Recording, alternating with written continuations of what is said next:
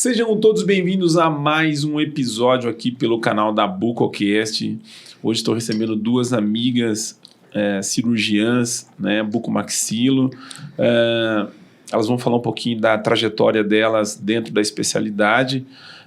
Uma delas eu já conheço há um pouco mais de tempo e a outra conheci através dela. Estou falando da doutora Kelly Zaya Barel, é isso mesmo, né? É isso mesmo, Ismael, tá certinho. Doutora, um prazer imenso recebê-la no nosso podcast. Nos conhecemos em Campinas, já almoçamos junto em Campinas, né? É tivemos a oportunidade de almoçar, não sei se hoje vai ser possível, mas estamos no horário de almoço fazendo esse episódio. Seja bem-vindo ao nosso podcast. Obrigada, Ismael, obrigada, mais uma vez. Doutora Thaís Toledo, que eu conheci através da doutora Kelly, um prazer imenso recebê-la. Aliás, eu tive o prazer de entrevistá-las num evento em Campinas do nosso amigo doutor Antônio Albuquerque, né? Um evento de ortocirurgia que elas estiveram participando lá e tive a oportunidade de entrevistar, que inclusive está lá no nosso Instagram, um pequeno trecho, e foi dali que eu a convidei para elas vir até o nosso estúdio. Doutora, seja bem-vinda. Muito obrigada pelo convite, pelo carinho, e é lindo o estúdio. Parabéns. Gostou? Muito bonito. Gostaria de agradecer a doutora Kelly, a doutora Thaís. Eu recebi um presente hoje aqui no nosso canal da Bucocast, depois eu vou mostrar para vocês, vou fazer uma foto no final também, para vocês verem o presente que eu recebi das nossas colegas amigas aqui cirurgiãs. Doutora, falando um pouquinho sobre a sua trajetória, eu queria que você falasse, a gente estava falando antes, né, de começar a gravação aqui, da sua formação. Agora, obviamente, aqui para os nossos colegas que nos acompanham pelo canal da Bucocast, eu queria que você falasse um pouquinho da sua formação dentro da especialidade, como que foi. Eu fiz graduação na Unip em 1999. Eu tinha 16 anos e resolvi que eu ia ser bucomaxilo sem saber o que era ser bucomaxilo, o que era a especialidade, na verdade, né? Eu sempre quis fazer medicina, enfim, acabei não indo para medicina. É comum quem vai para bucomaxilo gostaria de fazer medicina? Olha, eu conheço algumas histórias assim. Eu conheço algumas histórias assim. Porque eu conheço algumas histórias aqui também. Eu conheço algumas histórias assim, eu não sei. Eu acho que hoje... Eu era muito nova, né, Ismael? Hoje talvez eu tivesse insistido um pouco mais e tentado, enfim, concluir o que eu tinha em mente. Mas se eu te disser que eu faria hoje uma coisa completamente diferente, é mentira. Eu sou apaixonada pelo que eu faço. E eu acho engraçado porque quanto mais passam os anos, mais eu procuro o que fazer dentro do que eu faço diferente, de uma forma diferente. Isso me motiva a buscar e a continuar, né? E eu tenho o privilégio de ter contato com graduandos e com especializandos, e eu acho isso muito legal, porque eles também são gás para a gente ter motivado cada vez mais fazer coisas diferentes dentro da nossa própria especialidade, né? E tá cada vez melhor, não só atualizado, mas é uma injeção de ânimo dentro da nossa vida todos os dias. E eu não faria nada diferente, apesar da bucomaxilo, como foi a sua pergunta, ter caído para eu fazer...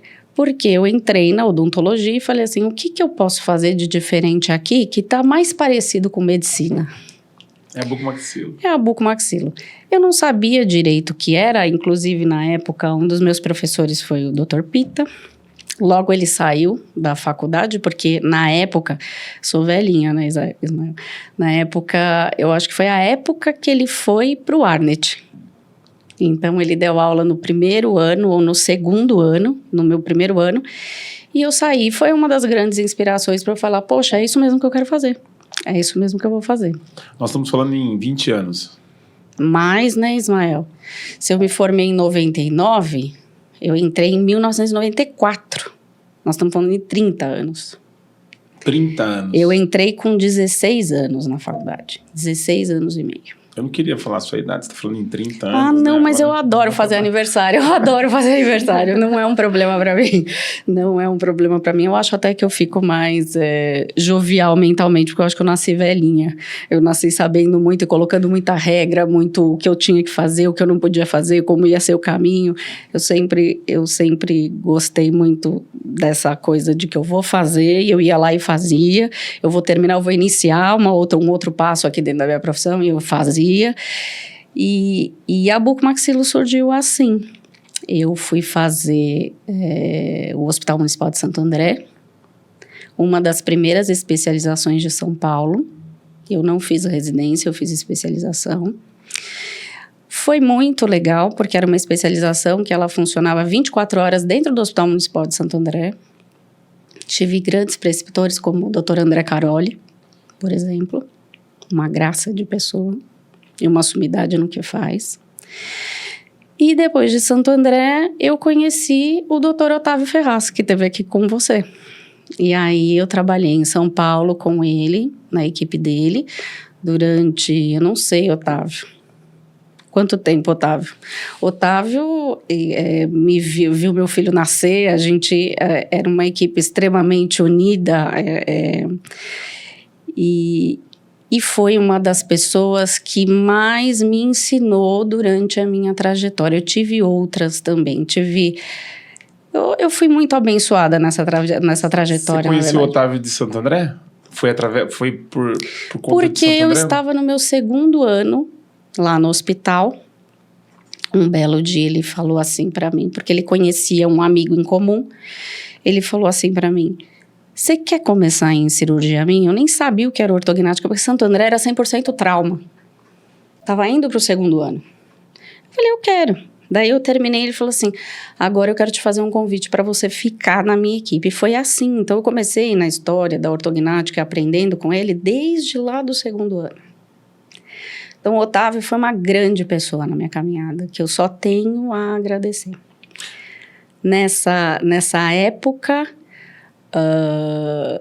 que eu comecei a trabalhar com ele, eu também tive a oportunidade de trabalhar com o Dr. Manganello. Sim. Durante 2 anos. Foi muito legal, e eu ficava com o Manganello no Hospital Menino Jesus, então era mais atendimento a pacientes fissurados, e foi uma experiência muito, muito gratificante para mim. E outro grande cirurgião da velha guarda, que eu digo que me introduziu na cirurgia ortognática, foi com quem eu fiz o meu primeiro curso focado em cirurgia ortognática, foi o Dr. Fued Samir Salmen. Ele é de Santos. Sim. Ele tinha um curso muito, muito bom em São Paulo, de cirurgia ortognática, em Santos, na verdade, mas a gente acompanhava. Depois eu comecei a acompanhar um ambulatório dele, de um curso no CETAL. Que inclusive ele dá curso até hoje lá em Santos, né? Eu acompanho, tem vários cursos dele lá em Santos. E o Dr. Fued, extremamente vanguardista em análise facial, em preparo da cirurgia ortognática, que é uma área que me encanta, na verdade, né? Eu falo assim, na cirurgia ortognática é a cereja do bolo. Eu brinco assim hoje, é a cereja do bolo. Tudo que você fez antes é o que você vai assinar ali na hora. O quanto você se dedicou ao planejamento, o quanto você conversou com aquele ortodontista, o quanto que aquele paciente conseguiu chegar de excelência desse preparo, você só vai assinar. Porque a osteotomia, você reposicionar, você fixar ao longo dos anos, como você vai fazendo várias vezes, isso se torna algo simples para você. Agora, aquele resultado, na verdade, ele é um resultado de um fruto de um preparo todo anterior desse paciente, né? Então, uma área que hoje eu amo estar enveredada nesse pré-operatório do paciente, porque eu acho que ele é um dos principais motivos de um bom resultado do paciente. E Fued foi uma pessoa que ele olhou um dia para mim no ambulatório. Se ele estiver vendo isso, talvez ele não se lembre mais, né, Fued? Talvez ele não se lembre mais. Mas foi um dia que eu odiei você. Ele olhou para mim e ele falou, qual é o diagnóstico desse paciente? Comecei a falar, porque ele já tinha uma sequência de diagnóstico que a gente seguia. Ele falou assim, quando que você vai deixar de ser uma pessoa bem treinada? Só uma pessoa, um papagaio bem treinado aqui, que fica repetindo as coisas que escuta. Eu olhei para ele. Passaram-se 2 anos, ele olhou para mim e falou assim, você não vai deixar mais baixinho brigar com você? não tenho nada para dizer do seu diagnóstico. E aí eu falei assim, então, agora faz sentido, né? Eu fiquei aqui 2 anos, vamos para o próximo passo, aprendi. Então, são grandes pessoas que talvez hoje, se uma pessoa jovem escuta isso, ela fala assim, poxa, ela poderia ter falado melhor comigo, né? Mas para mim só era motivação. E tudo para mim, o Ismael, vale de quem vem. Vale de quem vem. E aquela pessoa, Dr. Fued, Dr. Otávio, Dr. Manganello, são pessoas valiosas demais para mim. Então, era algo que eu aproveitei bastante, que eu não faria nada diferente. E foi muito legal. Você falando sobre especialização e tendo grandes referências dentro da especialidade, como esses caras que você citou aí, talvez você não tenha nem... você não sinta nenhum peso quando se fala de residência, porque hoje a gente sabe que a residência tem sido cada vez mais... o conceito da residência, o colégio tem cada vez mais insistido, né, na formação do cirurgião, mas aí quando você ouve uma história como a tua e de grandes nomes que você acompanhou, a gente dispensa, né, qualquer comentário com relação à formação, porque são os caras que fazem história dentro da especialidade até hoje. Eu entendo as ressalvas sobre as especializações hoje, porque hoje, no contrário do que era a minha época, hoje surgiram muitas, Ismael. Especializações. Muitas. Sim. E é até delicado se dizer isso, porque a gente sabe que tem muitos especializandos aqui nos assistindo, mas eu acho que a gente tem que olhar com carinho aonde a gente está entrando, até onde a gente vai poder ir com essa formação. Isso eu vou conseguir com essa formação executar bem feito o meu dia a dia, o que eu quero para mim dentro da bucomaxilo, né? Porque isso é uma realidade que existe. Existem muitas especializações hoje, né? Doutora Thaís Toledo, eu queria que você falasse um pouquinho da sua formação, diferente da doutora Kelly, né? Você numa geração um pouco mais recente, porém entrou dentro da especialidade no momento que estava acontecendo tudo, né? Planejamento virtual, tecnologias, sim, coisas que a doutora Kelly, ela transitou, né, em outras etapas, e hoje talvez o melhor momento da bucomaxilo, a gente vai falar desses últimos 10 anos, né? Tudo que é de novidade da bucomaxilo e que está até hoje no mercado, começou há 10 anos falando de planejamento virtual, que revolucionou principalmente na questão do diagnóstico do paciente, né? Mas eu queria que você falasse um pouquinho da sua formação dentro da especialidade. Ismael, vamos lá. Eu comecei tudo muito cedo também, né? Eu entrei na faculdade com 16 anos também. E como a doutora Kelly, de fato, nunca foi a minha primeira opção fazer odontologia, né? Eu sou formada em balé clássico e o meu sonho sempre foi ser bailarina. Eu dancei fora, dancei em televisão, dancei com artistas. E o meu sonho, com 15, 16 anos de idade, era seguir a carreira do balé clássico, né? Meus pais sempre foram muito presentes na minha vida, são até hoje, né? E eu lembro um dia que o meu pai foi me buscar no balé, porque eu fazia balé todos os dias da semana, o dia todo, né? Ele falou assim, filha, hoje a gente vai sair pra jantar só nós dois. Eu falei, nossa, só nós dois, pai? Sempre estávamos a família toda, né? E aí, num bate-papo, ele me perguntou, tá chegando o vestibular, e aí, o que você vai fazer? Eu falei, pai, eu vou fazer dança. Ele não vai fazer dança. Eu falei, como assim não, pai? Eu vou fazer dança. Ele, primeiro você vai fazer a faculdade que te sustente, filha. Depois você faz a faculdade que você quer. E me deu algumas opções. Dentre elas, a medicina, direito, né? E a odontologia, porque o meu pai é cirurgião bucomaxilofacial também, né? E eu só chorava. Porque eu me via... O nome do pai? Luiz Toledo. E eu me via bailarina. Mas com 15, 16 anos de idade, né? Aí chegaram as inscrições, faz menos tempo que a doutora Kelly, mas também não faz tão pouco tempo assim, né? Eu tenho 15 anos já de buco agora. E coloquei a opção lá, xizinho, porque não era na internet ainda a inscrição dos vestibulares, xizinho, Coloquei odontologia, fechei o envelope e mandei pro correio. E eu não queria sair de Campinas, porque eu não queria parar o balé, né? Então, na época, eu só prestei a faculdade da PUC, que meu pai dava aula na PUC, e a São Leopoldo Mandic, que não tinha nenhuma turma. Seria o primeiro ano de odontologia da Mandic. E passei super bem classificada na PUC, super bem classificada na Mandic. E, óbvio, eu optei por fazer a PUC pela tradição que já tinha faculdade, e meu pai dava aula na faculdade. E tudo Ou bem. seja, você escolheu por livre, espontânea pressão.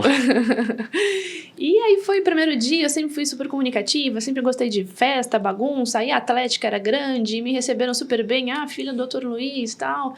E aí logo me coloquei lá em Atlética, DA, me envolvi nos projetos da faculdade, fui gostando, e desde então a minha cabeça foi, já que eu entrei para ser igual ao meu pai. E eu nunca pensei em fazer outra coisa desde o meu primeiro dia de aula. Então, desde o meu primeiro ano, sempre foi tudo focado para a cirurgia bucomaxilofacial. Os meus estudos eram mais dedicados para a cirurgia, os meus painéis de congresso, eu já vou em Copac, Cobrac, desde o meu primeiro ano da faculdade. Fui para fora no terceiro ano da faculdade, que meu pai falou, já que quer fazer, então vamos fazer direito. Fiquei no Canadá no terceiro ano da faculdade, acompanhando um serviço de buco lá. Então, foi tudo voltado para cirurgia bucomaxilo. No meu quarto ano da faculdade, já prestei a residência, fiz a residência no hospital da PUC mesmo, através de um processo seletivo super criterioso, banca, prova prática. E aí, comecei a fazer a residência. Fiz a residência aos 3 anos, dedicação exclusiva, né? Com bolsa pelo hospital. Uma residência maravilhosa, maravilhosa em todos os aspectos. Não só a formação profissional, mas como formação de indivíduo. Para mim foi muito importante também. Saber lidar com a classe médica, 24 horas por dia, né? Se posicionar frente aos outros profissionais. Os estágios que a gente passa obrigatório em outras especialidades cirúrgicas também, né? Agregou demais. E acabando a residência, depois de 3 anos, né? Já fiz o mestrado, terminei o mestrado, já comecei o doutorado, finalizei o doutorado. Eu fiz um MBA de gestão em saúde, porque logo já entrei como contratada no serviço, e por ser muito nova, eu tinha um pouco de dificuldade de gerir as pessoas que estavam trabalhando comigo. Não só a equipe de residentes que estavam lá, mas eu também tinha um potencial comando em pessoas mais velhas do que eu, não só de idade, mas também de tempo de carreira. E eu tive um pouco de dificuldade em saber administrar isso. Poxa, eu sou mais nova, mas eu, entre parênteses, tenho que mandar nessas pessoas mais velhas ou coordenar essas pessoas mais velhas. Então, o MBA que eu fiz, na época, foi como uma forma de me ajudar a entender o meu posicionamento em relação aos outros profissionais do meu dia a dia ali, né? Terminei o MBA, agora em 2023 eu comecei meu pós-doutorado na Unicamp, em bucomaxilo. Então, eu sou uma pessoa muito focada. Desde que eu falei, então vamos. Eu falei, pai, então é isso. Então vamos fazer direito. E meu caminho sempre foi esse, né? A residência da PUC sempre me deu um embasamento maravilhoso, né? Um hospital referência na região, não só para trauma, mas as cirurgias eletivas, as cirurgias ortognáticas, patologias. Então, eu considero que eu tive uma formação muito completa, porque a PUC sempre foi o meu chão, né? Dali, eu acabei a minha formação... e eu sabia, de fato, operar. Eu sabia conduzir casos de traumas, politraumas, conduzir casos de pacientes com assimetrias, que são as deformidades, né, as cirurgias ortognáticas. Eu, diferente da doutora Kelly, não tive experiência em outras equipes, né? Você é filha da PUC. Literalmente.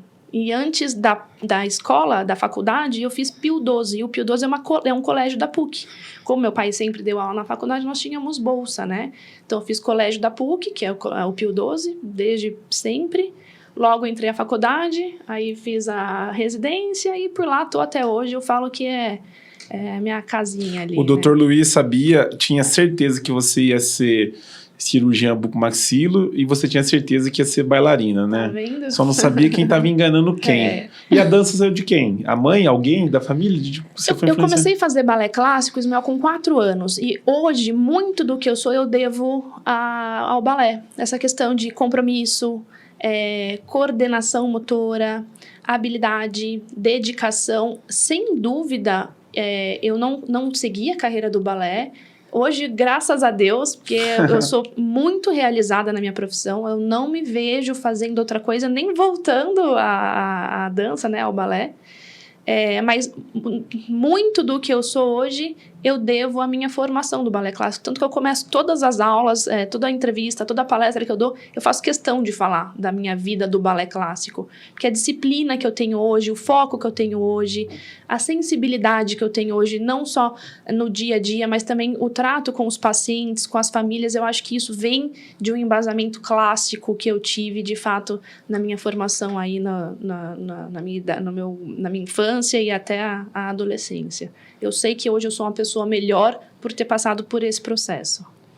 Pois é, você vê que são histórias... Por isso que eu gosto desse programa, viu, doutora? Não, só um parênteses. Tá, você sabe que eu fiz balé clássico a vida toda, né? Então, ó. Não, e isso daí é muito engraçado. Verdade. A vida toda. Obviamente eu não tenho biotipo, né, Ismael, para pensar em fazer faculdade de dança depois. Mas eu fiz balé clássico a vida toda também, desde os 5 anos de idade até uns 13, 14. Talvez eu tenha parado um pouco antes. Mas fiz balé clássico. Era o sonho de meninas, eu acho, né? Esse negócio da dança, do balé.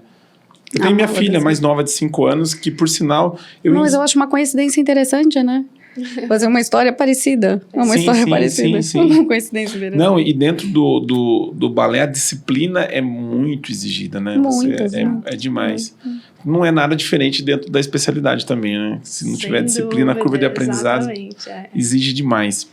Doutora, eu queria que você falasse um pouquinho dessa história sua, da formação, e como você chegou. É lógico que teria que ter um podcast só perguntando isso. Só para você falar sobre isso. Mas eu queria que, resumidamente, você falasse um pouquinho dessas etapas. São 30 anos de formação, né? Hoje você está em Campinas, sua formação foi em São Paulo. Como eu cheguei em Campinas? Eu vou te contar como eu cheguei em Campinas. Um pouquinho dessa história aí para a gente entender dessa formação sua. Num belo momento, meu esposo foi transferido para cá. E ele ainda ficou durante um período, 1 ano e meio talvez, indo e voltando de São Paulo. Até que eu falei, bom, não dá mais, né? Ou a gente vai para lá. E não tinha uma outra opção, porque ele estava realocado aqui. Então vamos para Campinas. E no momento e isso foi um corte muito representativo para mim, que eu senti demais, porque... eu trabalhava muito, a profissão realmente é uma parcela muito importante da minha vida. E isso foi muito complicado para mim, porque de repente eu tinha uma série de coisas, uma série de atividades. Eu ainda durante 1 ano aqui morando em Campinas, eu ia para São Paulo terça, quarta, quinta e sexta e voltava. Só que aí chegou um momento que eu falei, não dá mais para eu fazer isso. Não dessa forma, com um filho de 6 anos aqui também. E, enfim, eu era louca, eu fazia tudo no final de semana, na segunda-feira até terça-feira, na hora do almoço, deixava tudo pronto para a logística da semana deles. E eu ia para São Paulo trabalhar na terça-feira à tarde e voltava na sexta-feira à tarde para cá. Enfim, operar com o Otávio, operar nos consultórios que eu atendia, operar no consultório que era meu na época. E isso começou a se tornar inviável, porque você não tem uma rotina mesmo, né? Como que você vai fazer uma cirurgia em São Paulo e você não tem como fazer o pós-operatório, às vezes, daqui 2, 3 dias ali. Então, isso começou a conflitar até comigo mesmo, da forma que eu gosto de levar a minha profissão, né? E aí chegou a pandemia em 2019. Nesse meio tempo, eu falei, poxa, eu não conheço ninguém em Campinas, eu preciso fazer alguma coisa. Falei, vamos me matricular no mestrado. Eu já dava aula na PCD de São Caetano do Sul, onde eu tinha um curso, a princípio até no início do curso junto com o próprio Otávio, de cirurgia oral menor. Aí depois eu acabei ficando com o curso e ele acabou saindo e assumindo outras coisas particulares dele. E esse curso já estava no 7º ano lá. Era um curso que a gente sempre renovava, sempre tinha turma fechada. E meu Deus do céu, eu tenho que dar um jeito de fazer a coisa acontecer agora em Campinas. Eu não posso mais ter isso. Eu fechei o curso, não quis uma nova turma e entrei no mestrado aqui em Campinas. Em São Leopoldo? Na São Leopoldo Mandic, que era um primeiro mestrado em cirurgia, com enfoque na área de cirurgia e traumatologia bucomaxilofacial. Falei, bom, eu tô aqui em Campinas, eu preciso fazer alguma coisa, eu vou estudar. E aí, depois de 6 meses no mestrado, o Dr. Daruji, que é coordenador até hoje, né? Que é coordenador do mestrado, me convidou para agregar na equipe. E aí, foi aí que eu comecei a trabalhar na bucomaxilo de fato, né? Fiquei coordenando a Santa Casa não. Falo Santa Casa, é Casa de Saúde Veracruz durante 3 anos. Agora já passei o bastão para um colega nosso. Dou aula junto no grupo do Dr. Daruji na própria São Leopoldo nas pós-graduações de cirurgia.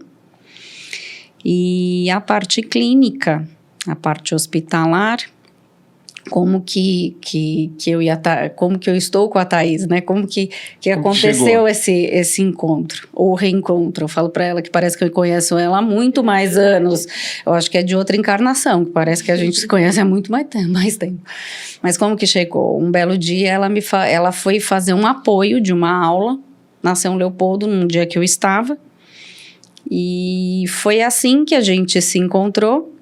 E aí, depois disso, eu não consigo, assim, até recordar de uma forma muito honesta, assim, e clara, o como a gente começou a operar junto de fato, mas eu sei que a Thaís, um belo dia, ela me manda uma mensagem, Kelly, você pode ir numa cirurgia ortognática comigo?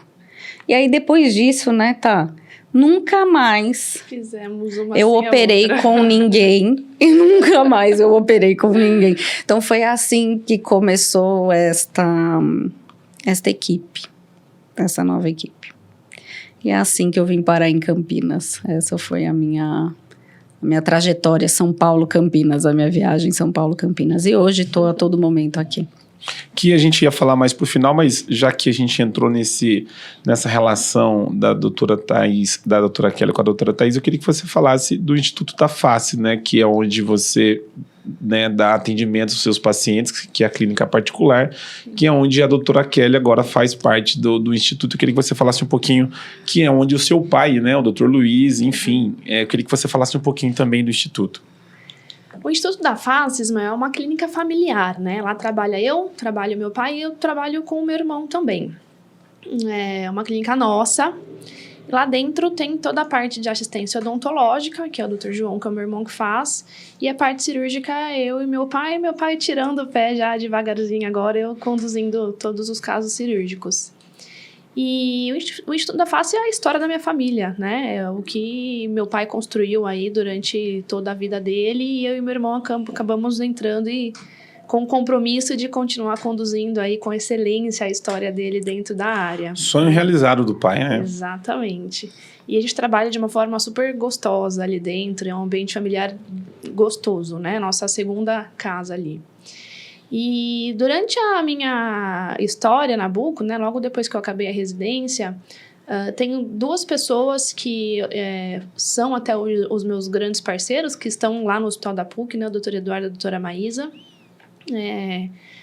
na assistência do SUS, do serviço lá do Hospital da PUC, a qual eu coordeno já tem 9 anos. E o Instituto da Face sempre foi um pouco mais complicado de eu ter uma parceria, por conta, eu acredito, de processos, né? Processos de eu entender quem seria um bom parceiro, não só de forma técnica, né? Eu brinco com os meus residentes até hoje, o técnico, você ensina, a pessoa aprende. Agora, a questão da pessoa, do caráter, da educação, dos princípios, isso você não constrói em ninguém. Isso a pessoa já nasce, né? É berço, é pai, é mãe, é carinho. Isso é mais difícil de você encontrar, né? E foi o meu grande A minha grande dificuldade, até agosto do ano passado, quando nós nos encontramos ou nós nos reencontramos, talvez, né? E porque eu tive, sim, alguns assistentes, alguns parceiros para cirurgias bucomaxilo do Instituto da Face, tá? Então, separando aí a PUC do Instituto da Face, que de fato não deram certo por burocracias, por princípios, por formas diferentes de trabalho, formas diferentes do paciente, né? De como você conduz os pacientes. E nos encontramos numa aula que eu fui convidada a dar lá na São Leopoldo. A Kelly era a moderadora, era a aula dela. E Ismael, é muito engraçado porque, como eu sempre fui da PUC, eu tive muito pouco contato com outros cirurgiões. Porque eu sempre vivi o meu mundo ali, sabe? Eu conheço as pessoas pelo nome, por aulas, mas eu nunca tive contato próximo com outros profissionais, né?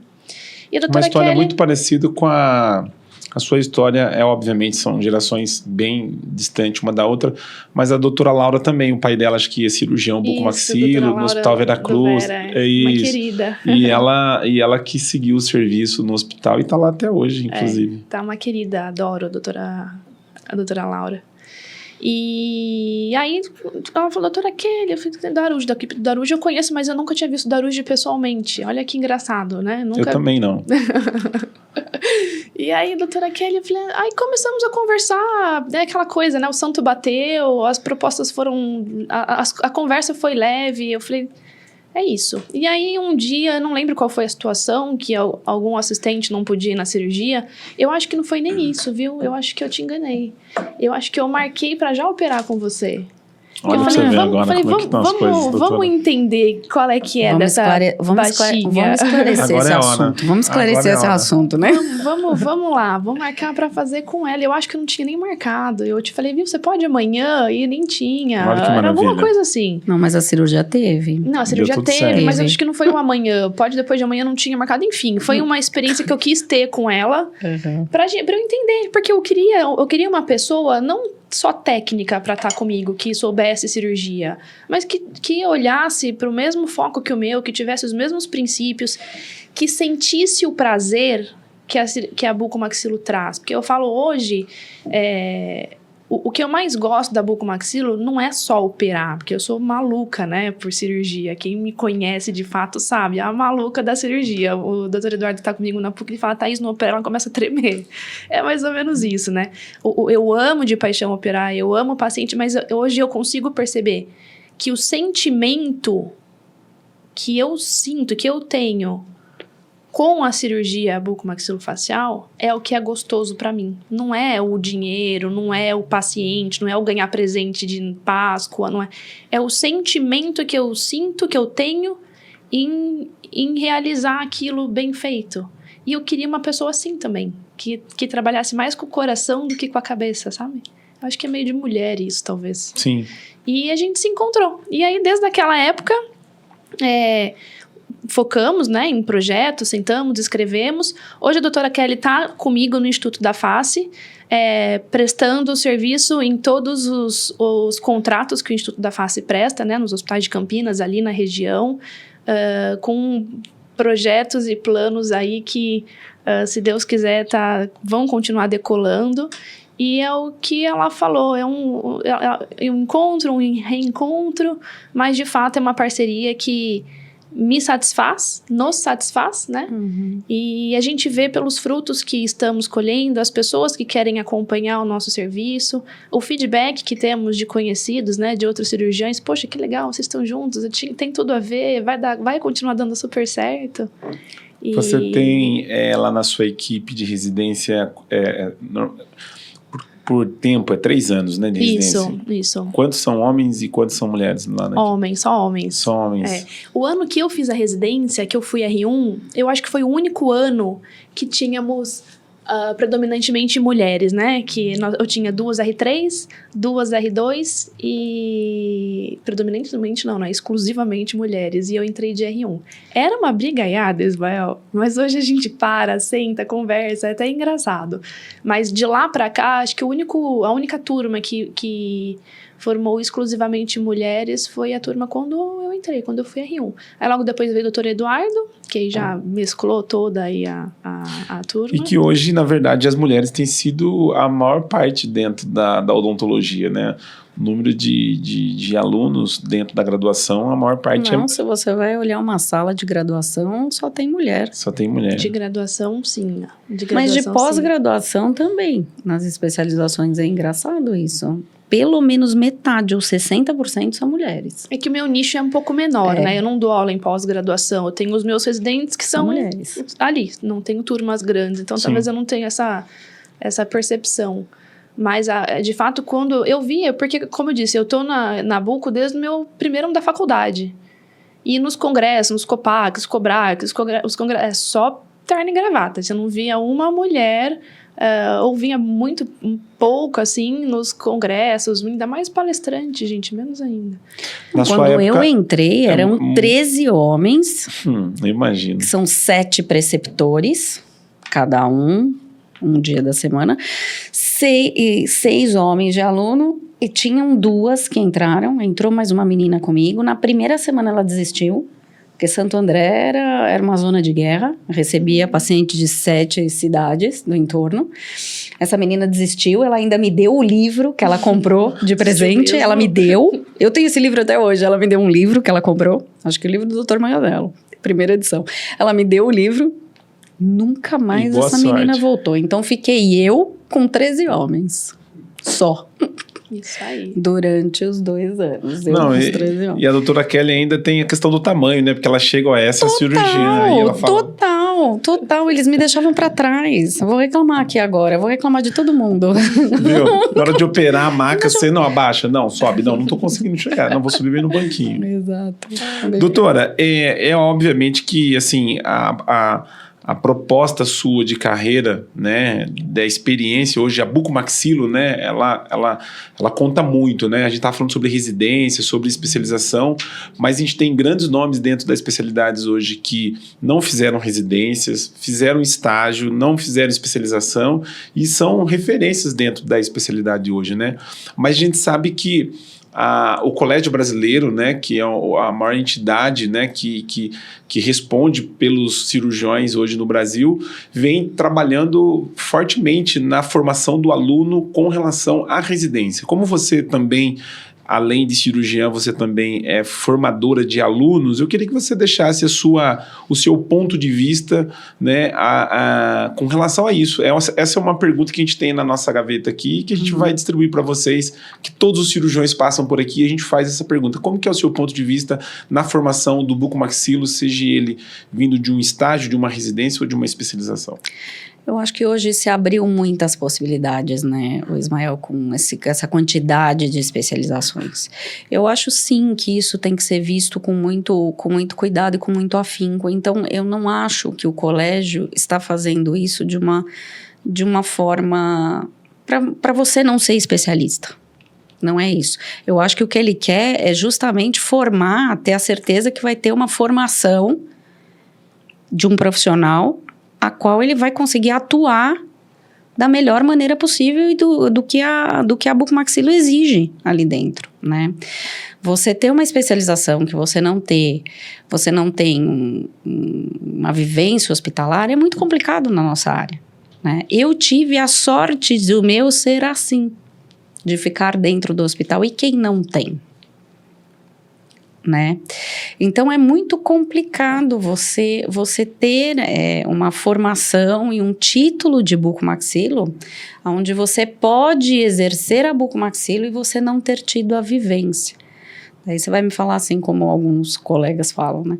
Mas esse profissional, ele não vai querer ficar dentro do hospital. Mas mesmo assim é complicado, né? Você está formando uma pessoa que não vai estar dentro do hospital. Lá em São Leopoldo nós temos um acompanhamento. Os alunos eles ficam junto com os plantonistas, os residentes do próprio CEDAR, né? Mas que tem serviços em hospitais. Que tem serviços em hospitais. Ainda assim, a gente ali dentro luta para que isso seja melhor, né? Que tenha uma carga horária melhor, que a gente consiga que esses alunos estejam realmente dentro e inseridos nesse conceito, para você realmente, de fato, poder exercer as áreas dentro do bucomaxilo, né? A vivência do trauma, de uma forma completa, que você realmente tenha um bom motivo para falar assim, olha, ele saiu bem formado.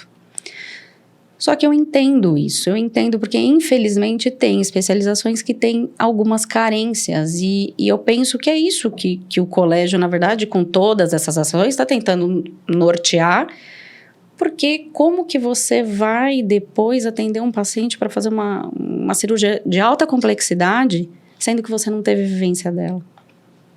Entende? Você que é da formação de especialização e a Thaís que é da formação de residência, né?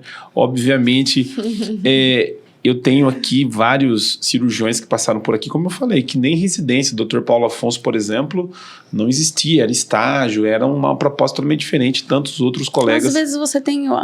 Eu tenho alguns casos que você sabe que, por exemplo, o especializando, ele tem uma oportunidade, ele já está inserido numa equipe, então ele vivencia isso no dia a dia dele.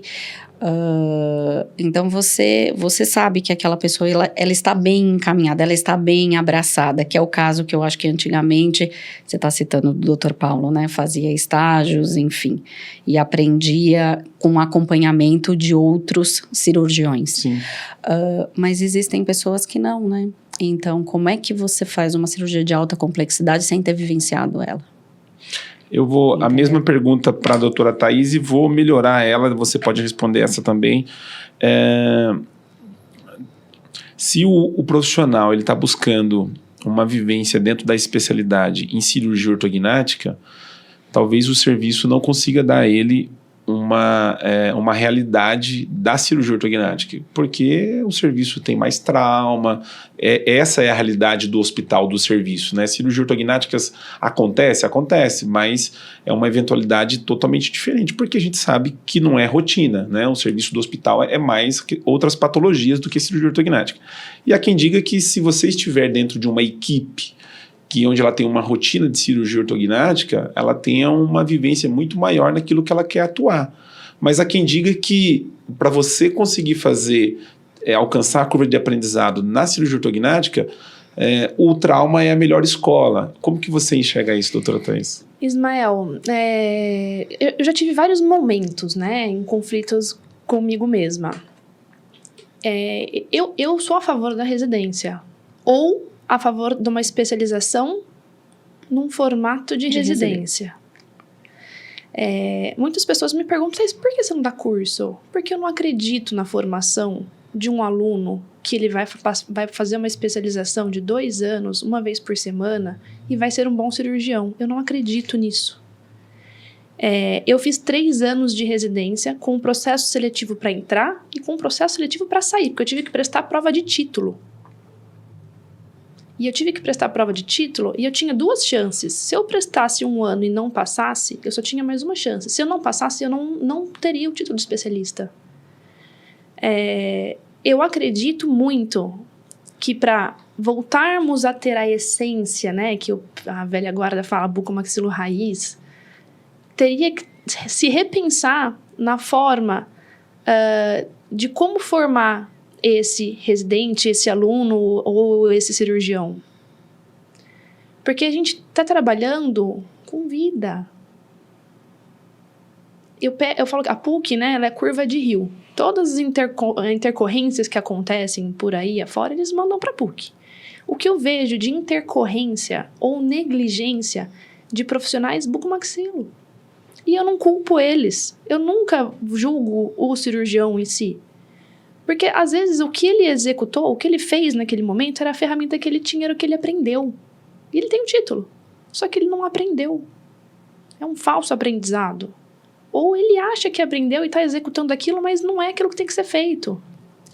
Então, eu não acredito em curso de especialização, não quero causar polêmica, tá?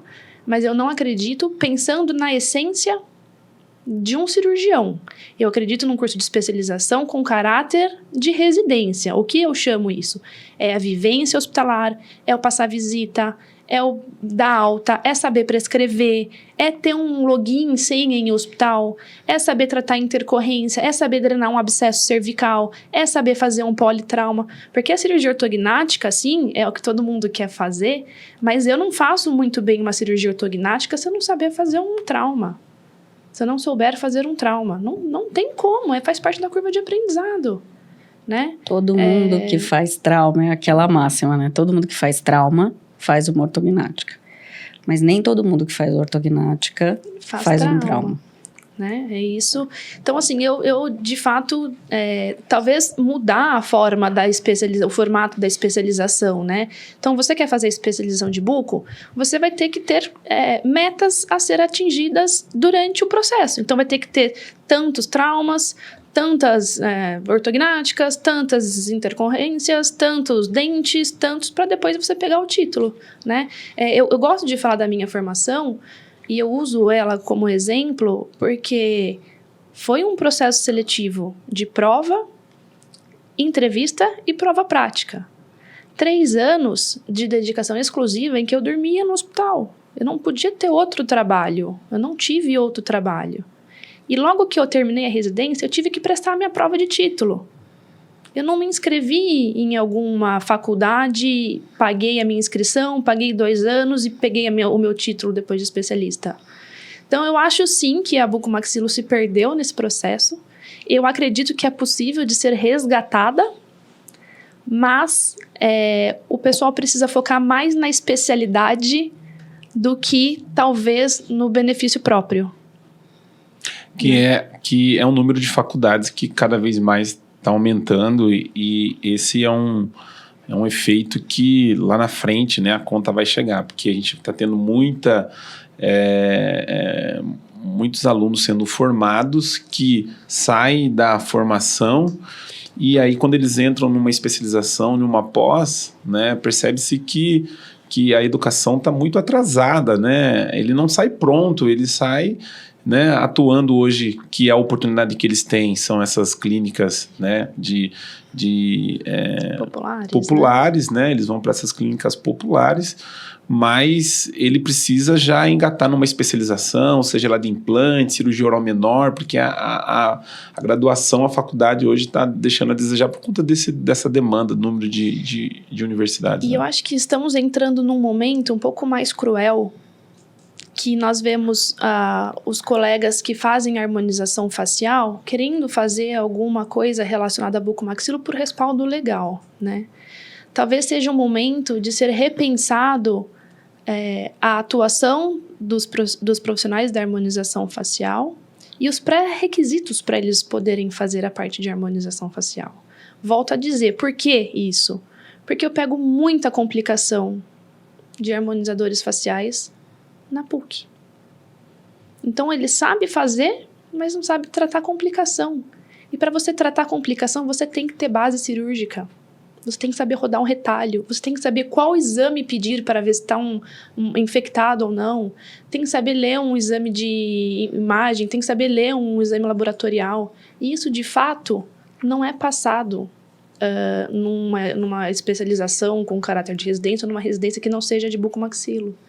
Então, vivemos um momento onde é muita informação e talvez a forma como tudo esteja sendo conduzido não vai ser legal nem para a odontologia, nem para a bucomaxilofacial e nem para as outras especialidades que o aluno opta por fazer logo depois que acaba a faculdade. Você que nos acompanha pelo canal da Bucocast, ainda não é inscrito no nosso canal, vai lá no YouTube. Estamos chegando na casa dos 1.000 inscritos. Depois a gente decola, viu, Giovanni? Depois que a gente bater os 1.000 inscritos lá no YouTube, e aí o negócio vai. A gente precisa voltar a gravar ao vivo, né? Porque o ao vivo é que traz os inscritos. A gente estava conversando aqui antes nos bastidores, elas vão retornar aqui para a gente fazer um podcast ao vivo. Aí no horário mais apropriado, à noite, a gente vai fazer e colocar as perguntas quentes, colocar o chat nosso para abrir perguntas, e aí o negócio fica bom. E no Instagram também vai lá, @bucocast. Doutora Kelly, eu queria que você falasse sobre a cirurgia ortognática minimamente invasiva. Hoje é uma técnica que tem crescido bastante. A gente tem recebido vários colegas aqui que dividem opiniões com relação à técnica. Você pratica a técnica? Qual que é seu ponto de vista com relação à técnica da cirurgia ortognática minimamente invasiva? Então, Ismael, eu não tenho vivência na técnica de minimamente invasiva. Hoje a gente pratica a cirurgia ortognática convencional 100% piezo, tá? Já tive a oportunidade também de estar com alguns colegas que praticam as duas cirurgias, mas eu acho que as duas modalidades técnicas cirúrgicas, o que eu vejo é que tem um lado que para mim eu acho extremamente interessante, né? É uma evolução técnica, e isso é muito bom, porque com a evolução existem novas cabeças pensantes, novas formas de serem feitas a cirurgia ortognática, e eu acho que tem tudo a médio e longo prazo para ser algo de muita efetividade e corriqueiro do nosso dia a dia, né? Eu não tenho vivência, eu não pratico a cirurgia minimamente invasiva, mas eu vejo que ainda as movimentações de paciente que a gente recebe, às vezes até paciente com necessidade de um novo procedimento, porque eu vejo ainda uma limitação nos movimentos cirúrgicos, né? Mas penso sim que a médio e longo prazo ela vai estar muito mais estudada, você vai ter como estudar, porque você viu o follow-up desses pacientes e as necessidades do que a gente tem que modificar, do que a gente tem que aprimorar, do que tem que melhorar, e tem tudo para num futuro breve, ser realmente uma técnica muito mais usual, muito mais corriqueira, que vai fazer parte do dia a dia. O que a gente percebe, doutora Thaís, é que os cirurgiões, né, quando eles estão seguros dentro de uma técnica, é difícil você mudar, não é uma coisa que você... Principalmente quando você fala de cirurgia ortognática, né? Você demora anos para você criar todo aquela proposta de como você vai atuar, e para você mudar isso, demanda também estudo, tempo, né? E você precisa estar perto, né, de quem proporcionou a técnica, você tem que ter acompanhamento, vivência, e eu acho que isso é a maior dificuldade hoje para você sair de uma técnica e mudar para outra, né? Sim, de fato sair da sua zona de conforto acaba sendo sempre, o profissional se sente mais incomodado, né? Eu tenho uma filosofia, eu não me sinto... não me sinto à vontade em tentar novas técnicas, né? Eu sou formada no SUS, aprendi a operar uma ortognática na serra e na broca, na furadeira Bosch. E de lá, evolução pra cá, hoje a gente faz uma cirurgia toda no piezo, né? Que é aquele motor, eu gosto de falar, é um motor que ele separa osso, né? O ultrassom que separa osso, ele não corta osso.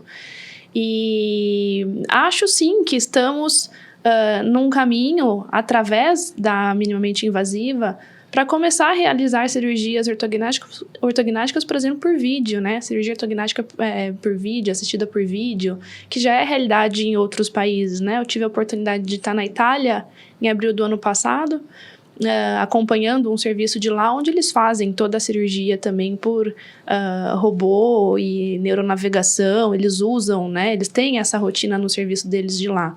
Então, por que não no Brasil, né? A gente tem que quebrar esse tabu, essa cultura, né? De não tentar, de não aprender, de não investir em novas tecnologias, em novas técnicas, né? Até umas 2 semanas atrás, eu conversei com um colega otorrino, né? Ele me chamou para bater um papo, porque ele tem essa questão mais cirurgia com piezo, e ele chegou até mim pelo fato de nós fazermos as cirurgias todas no piezo, fazendo uma proposta de começar a fazer as cirurgias ortognáticas por vídeo, né? Um otorrino que ele teve formação fora do Brasil, né? Em Dallas, nos Estados Unidos, voltou para cá e lá eles já fazem isso. E é que ele detectou que, de fato, é muito difícil ter um mercado que aceite essa nova técnica, né? E ele falou, me indicaram você, me falaram de você, vamos tentar, vamos fazer? E eu falei, vamos tentar, estamos aí selecionando os pacientes, faz 15 dias isso, né? E eu acho que a cirurgia minimamente invasiva, ela é um caminho para a gente começar a operar por vídeo, por que não? Né? No trauma já acontece.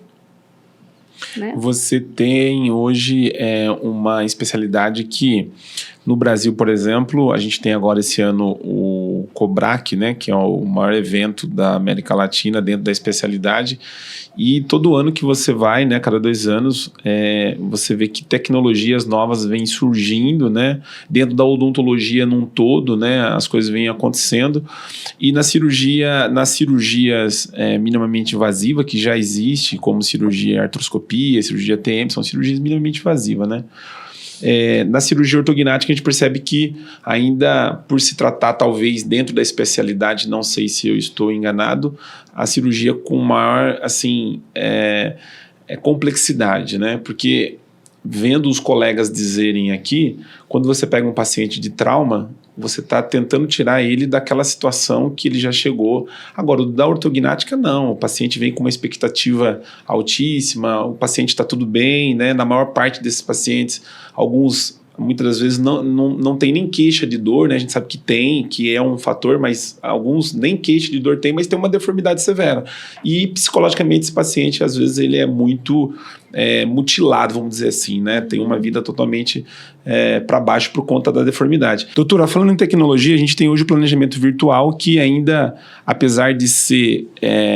não é tão novo dentro da especialidade, né? Vamos dizer assim. Mas ainda há colegas que fazem no modelo de gesso ainda, né? Lá dentro do serviço, vocês têm essa condição de fazer no planejamento virtual ou ainda a realidade lá é no modelo convencional, vamos dizer assim? Que delícia de pergunta. Eu aprendi a fazer cirurgia ortognática no modelo de gesso. Na serrinha, naquele monte de pó, nas fotos, nas análises cefalométricas. Também. E eu acho maravilhoso isso, porque é a curva de aprendizado. Hoje os residentes, a gente tem lá no hospital parceria com as empresas que elas fornecem, né, o planejamento virtual. E os novos residentes, né, já têm mais contato com o planejamento virtual, mas eles não fazem o planejamento virtual sem antes saberem a montar um bom articulador, a fazer a cirurgia de modelo, a fazer as análises dos traçados preditivos, porque, Ismael, como de tudo, é a curva de aprendizado, né? Hoje você pedir uma tomografia, fazer foto, escanear uma boca, mandar para um laboratório e só seguir o que a pessoa que fez o planejamento é muito fácil, né?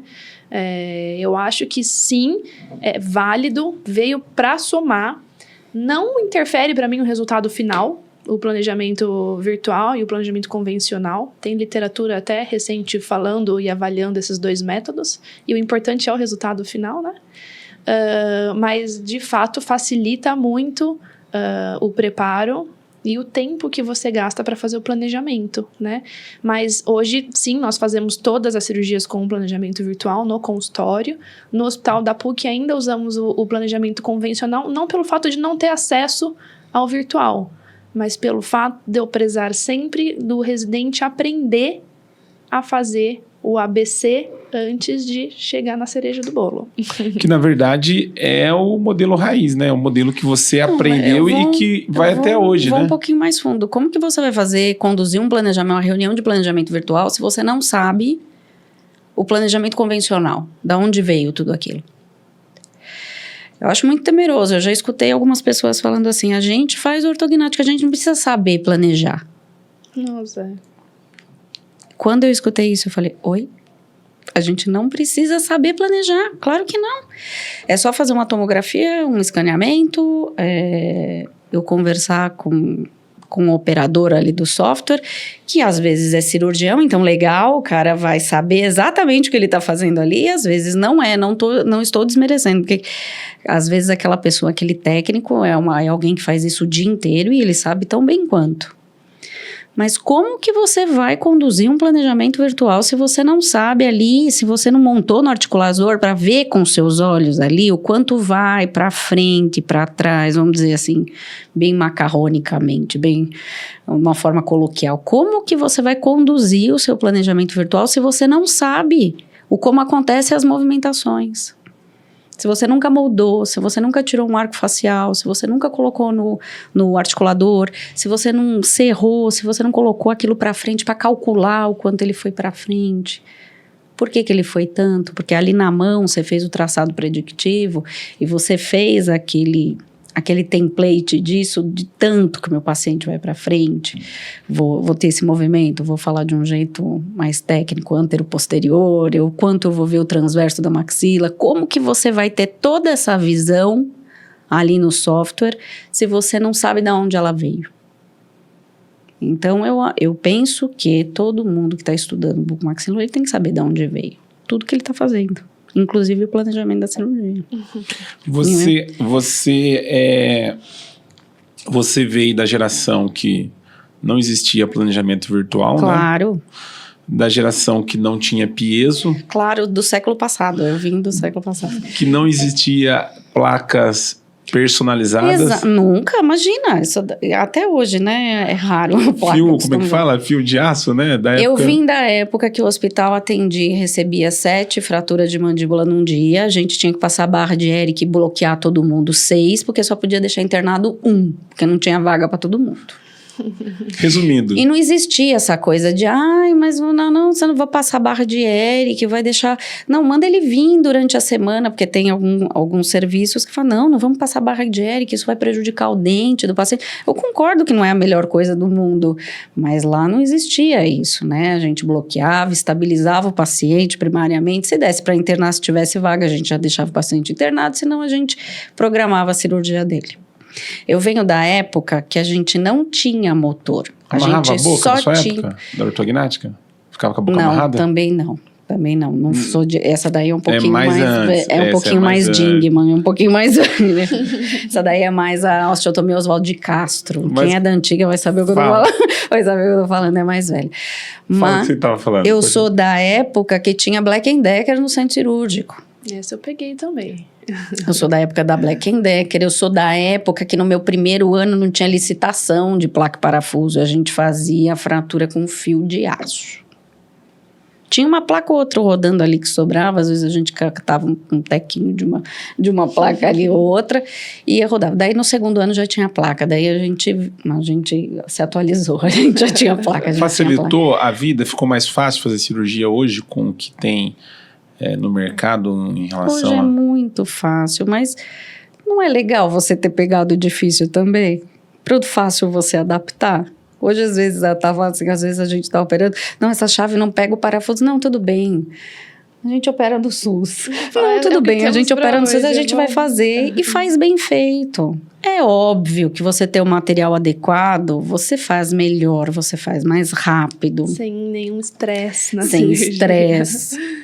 Mas sai do mesmo jeito. Ortognática, sim, eu aprendi ela toda na broca, na época quando eu aprendi lá no começo na broca, daí com a serra, o que eu não acho nada contra quem faz na serra, não vejo problema nenhum. Eu vim, inclusive o meu fellow em ortognática foi com o Dr. João Gonçalves da JRG, e lá a gente experienciava muito a osteotomia do Wolford, e ela é uma osteotomia que ela só pode ser realizada se você utiliza a serra de base. É o desenho dela, faz parte da técnica se utilizar a serra. Dá para ser feita de uma outra forma, com peso? Dá. Mas faz parte da descrição da técnica se utilizar a serra. Então, eu acho muito bom a gente saber trabalhar com tudo. É isso aí. Eu acho muito bom, porque o seu peso pode quebrar. E você pode ter só uma serra na sua mão ali. Você pode não ter uma outra lâmina de peso para pedir na hora. Já aconteceu com a gente. Já aconteceu com a gente. Então, isso é muito bom. E não, gente, também não acho, porque tem gente que fala assim, mas peso vai demorar muito, a cirurgia não demora. Eu não gosto de falar de tempo, mas não demora. É uma curva de aprendizado também. Quando você não gosta de falar de tempo, no que sentido você fala? Porque porque eu acho que tem muitas vezes picuinha, um opera em tanto tempo, o outro opera em tanto tempo, porque a serra vai demorar mais, o piezo vai demorar muito, a serra vai demorar menos. Então, não gosto disso, porque eu acho que isso é a curva de aprendizado com aquele material, tá? Porque tempo não quer dizer que você fez bem Qualidade, feito, né, de uma forma, ou que deixou de fazer bem feito se fizesse de outra. Entendeu? Não está relacionado com qualidade. Mas eu acho que faz parte você saber usar tudo. E, na verdade, o paciente não está preocupado com o tempo, né? O paciente está preocupado com o resultado. Exatamente. Doutora Thaís, provavelmente você tem vivenciado muito trauma dentro do hospital. Eu não sei como que é o volume lá do hospital da PUC, eu não tenho essa noção, né? Eu sei que alguns colegas aqui, como a doutora falou, o Hospital do Campo Limpo, em São Paulo, tem uma colega minha que ela é bucomaxilo e ela foi fazer, acho que residência, ou foi fazer parte de uma equipe desse Hospital do Campo Limpo, e ela conseguiu ficar uma semana e voltou chorando, para nunca mais voltar. Mas isso é muito normal. No R1, principalmente. Ela falou assim, não, isso aqui é coisa de maluco, porque chegava gente baleado, era gente atropelada, tudo arrebentado. Campo Limpo. Campo Limpo, então. Campo Limpo, eu trabalhei 2 anos lá. O Campo Limpo, a maior casuística... de guerra. A maior casuística era ferimento de arma de fogo. Era um hospital de guerra. Ela falou assim, eu não quis saber. Hoje ela está na odontologia hospitalar. Olha que, né, é bucomaxilo e está tudo certo na odontologia hospitalar. Mas eu queria perguntar para você o seguinte, como você está ligado lá com os residentes, né, e o serviço provavelmente deve ser um serviço que vocês tenham muito casos lá, a ortognática hoje é onde você escolheu seguir, né, o caminho da sua profissão. Mas o trauma é muito presente, porque você está diariamente dentro do hospital. Dentro da especialidade, o que te atrai mais, assim, em poder tratar o paciente? Porque são pacientes diferentes. Você tirar um paciente do trauma, um paciente que chega totalmente comprometido, talvez, né, alguns casos de vida, né? E o paciente da ortognática que vem todo, muitas das vezes, com problemas do passado, depressivo, psicologicamente, às vezes já afetado com bullying na infância. Aonde que você... É uma curiosidade, né? Onde que você gosta de... Ismael, eu acho que eu não sei responder essa pergunta. Verdade? Porque eu sou apaixonada por trauma. Eu sou apaixonada por cirurgia ortognática. Eu gosto de cirurgia. Eu gosto de executar muito bem aquilo que eu me propor a fazer. Eu adoro pegar um politrauma, um paciente atropelado, um baleado. Eu até hoje, com 15 anos de bucomaxilo, quando eu tenho cirurgias grandes, eu fico ansiosa à noite e eu não durmo. Eu acordo antes do meu despertador tocar porque eu quero chegar no hospital rápido para operar e os meus residentes sabem, não, essa cirurgia a Thaís que vai querer fazer. Ou os outros assistentes falam, não vou nem entrar porque essa cirurgia a Thaís vai querer fazer. Mas, de fato, são situações totalmente diferentes, né? Uma eu tô pegando o paciente rígido numa cirurgia eletiva, agendando dia e horário, ele vai chegar no hospital em jejum certinho, que são as cirurgias ortognáticas.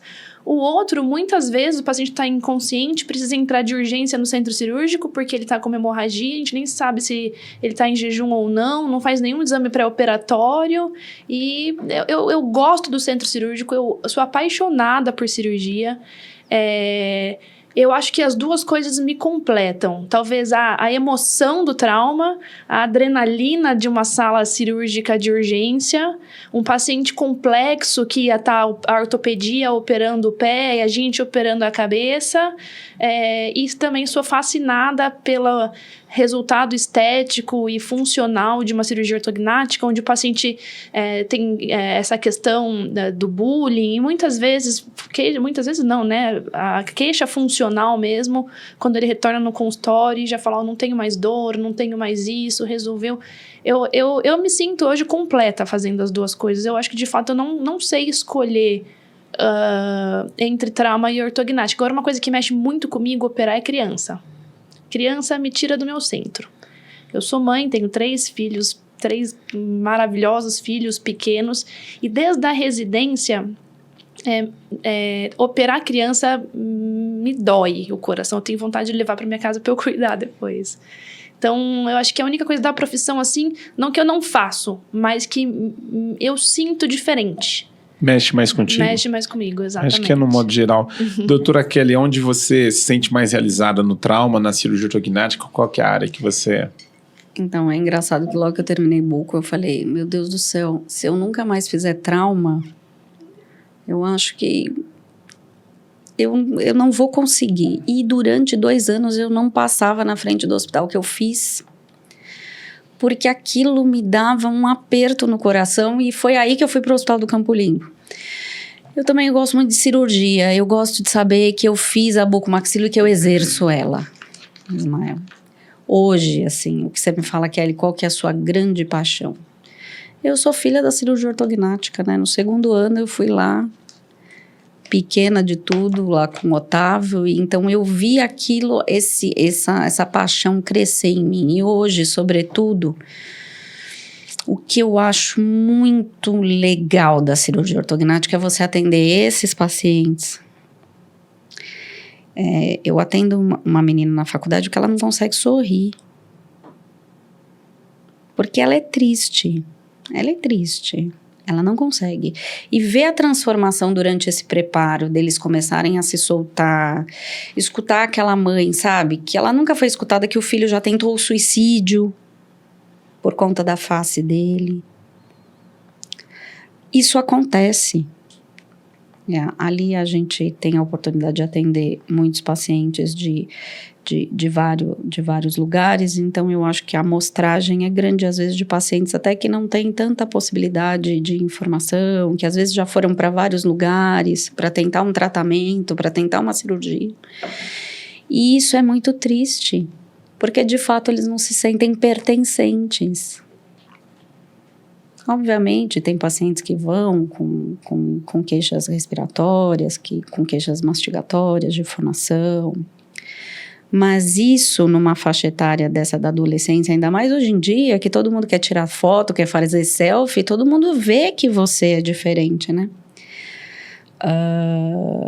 Isso é algo que me realiza. Ver a transformação até durante esse pré-operatório desse paciente, vendo que ele tem uma possibilidade. Que ele tem uma possibilidade de melhorar, e que isso é muito legal, Ismael. Isso é muito legal. Isso é o mais gratificante. São 2 perfis de pacientes que, dentro dos seus mundos, né, vamos dizer assim, a bucomaxilo tem... porque a doutora Laura, por exemplo, veio aqui e falou, Ismael, eu sou apaixonada em trauma, né? Ela gosta da cirurgia ortognática, mas o trauma me realiza. A gente tem até um corte dela. E, obviamente, a vivência, né, e muitos casos de pacientes, né, que o paciente, quando ele chega traumatizado, ele primeiro acha que você é um médico, né, que você não é um cirurgião dentista, né. Sim. Ele acha que foi um médico que muitas das vezes, né, resolveu aquele trauma, que é comum isso dentro do hospital. Mas o paciente da cirurgia ortognática, eu como não tenho vivência com o paciente de trauma, porque isso aí é uma vida de cirurgião dentro do hospital, mas de cirurgia ortognática a gente tem. Inclusive, a gente já teve aqui a oportunidade de fazer um podcast com um paciente que se emocionou aqui, chorou, né, por conta dos xingamentos que tinha na adolescência, dos apelidos. Então, a gente vê, às vezes, dentro de eventos, simpósios que a gente organiza também, casos, assim, de cirurgia ortognática que você fica assim, uau, cara, como que mudou tanto a vida dessa pessoa, né? Agora, o trauma, obviamente, você tá ali para salvar a vida do paciente, né? Você não tem muita alternativa. O primeiro objetivo, acho que é esse, né? E lidar também com outras adversidades durante a cirurgia, né? Sangramentos, em algumas situações, perda de osso que você não tem como fixar aquele fragmento ósseo. O trauma, eu nunca fiz um trauma igual ao outro. Não tem. Cada trauma, é um desafio, é uma técnica que você vai usar, é uma forma diferente que você tem que pensar, é uma forma diferente que você tem que planejar ali na hora da cirurgia. Cada paciente é um paciente, cada família é uma família, e a forma como você lida com cada um deles é especial, é diferente. Qual que é a região do trauma mais difícil de você conseguir tratar? Côndilo. Difícil. Qual a área? Às vezes morre. É uma pergunta que a gente faz para todos os cirurgiões aqui, tá? Só para... O que é difícil? Difícil de qual resultado? A região? Qual que é a região mais difícil? O paciente... Mas você fala de acesso, de técnica, de resultado? Na verdade, o paciente traumatizado, que tem politrauma, várias fraturas, qual que é a região mais difícil de você reconstruir, de você conseguir entregar o resultado melhor para o paciente? Qual a região mais difícil? Ismael, no politrauma, o primeiro osso ali por conta de região anatômica que é afetada, é o nariz, né? O nariz, quando ele tem muita fratura cominuta, eu costumo explicar para os dentes, é um copo de vidro que cai no chão e como é que você recola aquele monte de ossinho pequenininho? Então, para mim, no politrauma, o mais difícil de eu conseguir restabelecer de forma funcional e de forma estética é uma fratura cominuta nasal. Na minha opinião, é o mais difícil por questão anatômica mesmo, né? A visão, ela é indireta, você não tem... É difícil você conseguir estruturar e levantar todo o arcabouço da pirâmide nasal. Então, no politrauma, a minha opinião, o mais difícil é uma fratura cominuta nasal. Cirurgia ortognática. Qual o perfil de paciente mais complexo de você conseguir entregar um resultado? Eu acho que não é o mais... Hoje eu não consigo ver o mais complexo, mas o mais desafiador para mim, talvez seja recuar uma maxila num movimento aí de acima de 3 milímetros, ou às vezes trabalhar a parte extrusão de maxila, né? Descer a maxila, como resolver o gap que fica ali na L4-1. São desafios, né? Como fazer para poder... ter estabilidade naquele movimento e de fato, operando com peso você tem muita previsibilidade, então é difícil você ter complicações no transoperatório ou intercorrências no pós-operatório usando essa técnica com ultrassom. Como que você enxerga, doutora Kelly, a região de trauma para você mais complexa de você conseguir restabelecer o paciente? Então, eu acho que trauma condilar, às vezes aquele côndilo que mói, que você tem que remover na hora que não tem como fixar, que altera as alturas de ramo, eu acho complexo, porque o resultado não fica legal depois. Até tratar o trauma condilar de uma forma conservadora, que depende muito da evolução desse prognóstico, esse paciente evoluir de repente com uma anquilose, daí depois condenar essa articulação e levar para uma prótese. Então, eu acho que o trauma condilar é algo, principalmente às vezes em criança, que você não vai abordar essa cirurgia. Então, o trauma condilar é algo que faz o paciente saber que ele tem que acompanhar com a especialidade durante aí o crescimento dessa criança. O adulto ele tem que acompanhar, porque se ele tiver uma reabsorção severa, eu vou ter que fazer uma prótese futuramente. Eu acho que o trauma condilar, ele é bem imprevisível às vezes. Complexo. Complexo. E na cirurgia ortognática, qual o perfil de paciente que você... A minha resposta seria, em relação à técnica, a minha resposta seria igual a da Thaís. Eu acho que o recuo de maxila é um movimento que para o cirurgião, ele olha assim, vamos lá, vamos secar, vamos tirar todo o sangue daqui, vamos ter uma visão legal, vamos saber direitinho onde a gente está mexendo. E penso que é um dos movimentos da cirurgia ortognática mais instável, né? Baixar a maxila, porque a gente não tem apoio. A gente precisa de apoio, precisa de suporte ósseo ali para aquilo consolidar. Então, eu vejo, aí eu vou um passo anterior, que é o que eu brigo. Às vezes, a limitação e o que a gente tem que movimentar por não ter tido algo necessário aí nesse preparo ortodôntico cirúrgico prévio, que acabe a gente tendo que levar a este movimento. Mas a segmentação, não, eu acho que quando ela é bem planejada, eu não vejo problema, a gente segmenta nossas cirurgias, né, tá? Sim. Penso que é isso. Agora, de perfil de paciente, não vejo problema, nem no classe 2, nem no classe 3, eu não vejo muito problema. A gente tem que tentar entender o melhor movimento para cada paciente. Você operou mais paciente 2, 3, simétrico? 2. E você, doutora? Nossa, Ismael, não 2. sei te falar, Eu 2 acho que ou 2. 3, eu acho que eu opero muito caso, né, eu nunca opero só o 2 ou 3, eu opero 3 laterognata ou 2 anquilosado, Tem né? de tudo, Eu mas acho que o que mais incomoda o paciente para procurar cirurgia ortognática, às vezes incomoda mais. O 3 incomoda. Eu acho que foi mais 3 que eu já operei. Você operou mais o 3? Eu acho que foi mais o 3. Verdade? Mais 3. Aqui nós temos mais 2 né? Da maior parte aqui. 2? Mais 2. Os pacientes por perfil, os mais desafiador é o paciente assimétrico, né? A resposta dos colegas.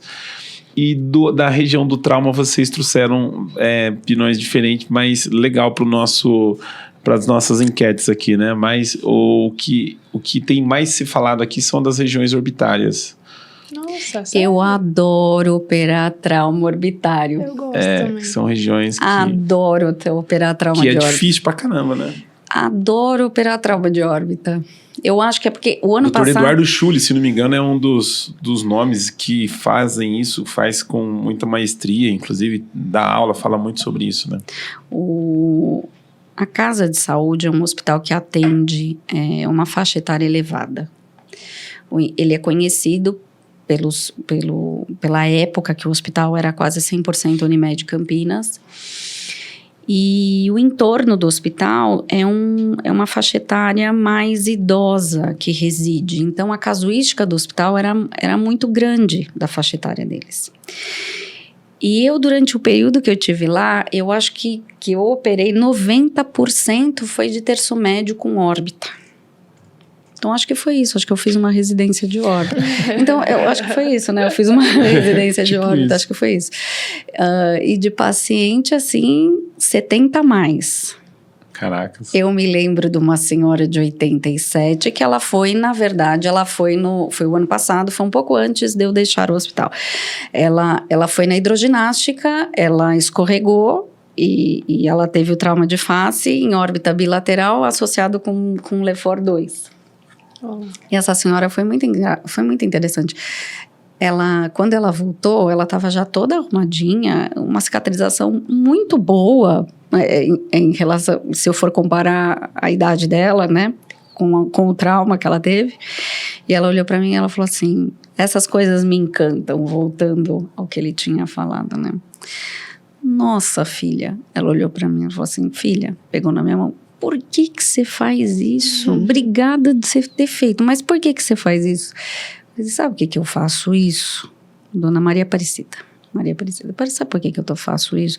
É porque ela falou assim: por que você faz isso? E como que você soube fazer isso? Porque eu vi como eu fiquei. Eu falei: sabe como que eu sei fazer isso? É porque, infelizmente, eu tenho pessoas como a senhora que precisam que eu faça isso. Então, eu acho que o trauma de órbita, eu aprendi bastante com eles. Eu aprendi bastante com eles. Eu vi algumas aulas de região orbitária, que a gente vive, né, dentro dos eventos também. Eu não sou da área, mas imagino que deve ser uma área muito difícil, porque você tem a visão, você tem outras, né, regiões ali que é bem... O orbitário é muito legal, porque na verdade é muito legal, é ótimo, né? Para quem escuta, então... é muito legal. Mas a órbita, Deus é um cara que pensou muito para fazer as coisas, né? Porque para você não perder a visão, o que ele fez? Ele fez um apunhado de osso que é muito fininho e que então quando você bate, o que aquilo faz? Aquilo aumenta aquele perímetro para proteger o seu olho. Então, devolver o perímetro, não perder o conteúdo orbitário, reposicionar aquele soalho para aquele paciente não ficar com aquela distopia, aquele desnivelamento das órbitas.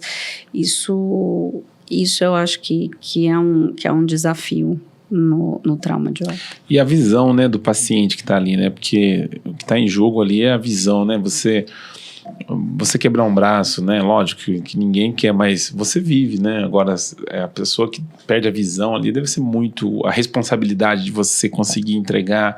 E, cara, eu imagino... E exige um acompanhamento até tardio, oftalmológico. De profissionais envolvidos. Giovanni, quanto tempo de podcast? 1h30. Giovanni deve estar com fome já. Horário de almoço e podcast. Eu tô com fome, Giovanni.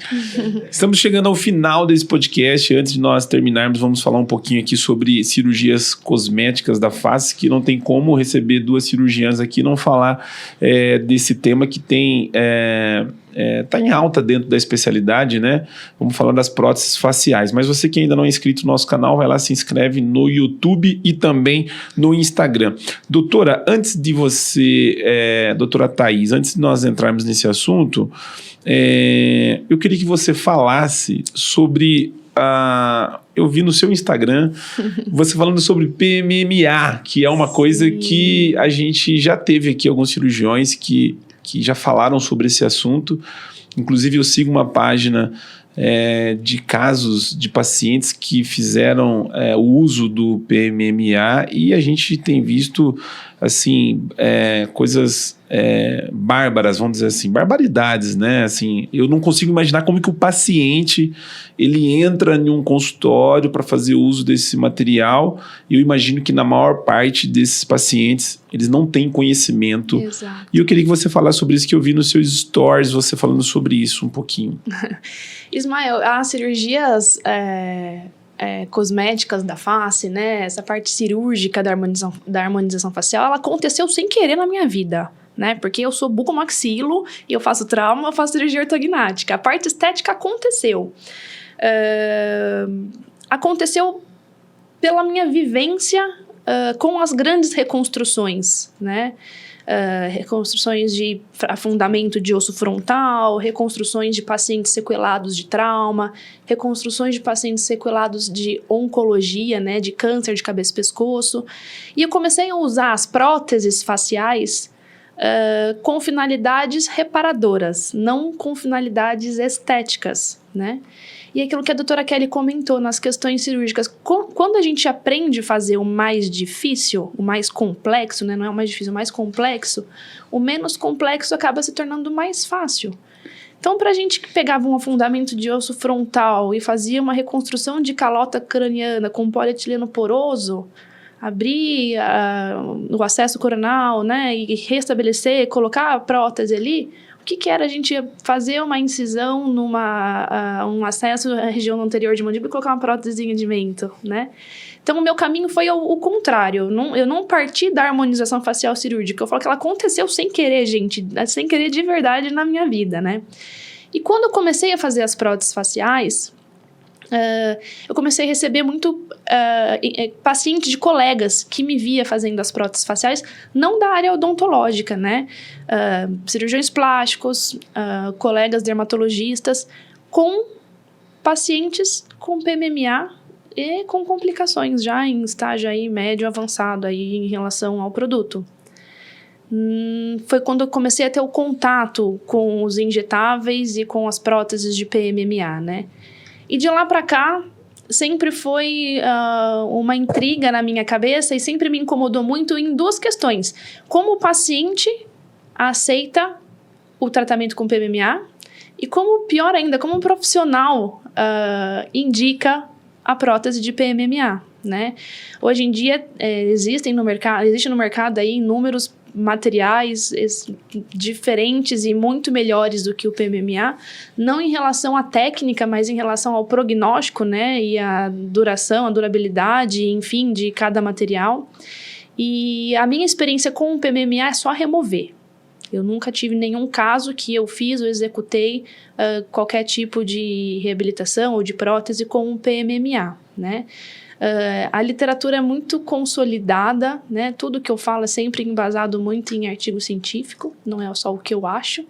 É muito consolidada na contraindicação desse tipo de material para realizar os procedimentos estéticos, tá? E como a minha experiência com as próteses sempre foi o polietileno poroso, que era o que eu usava nas grandes reconstruções dos pacientes sequelados, eu comecei a usar o mesmo material nas cirurgias estéticas. Sabe como?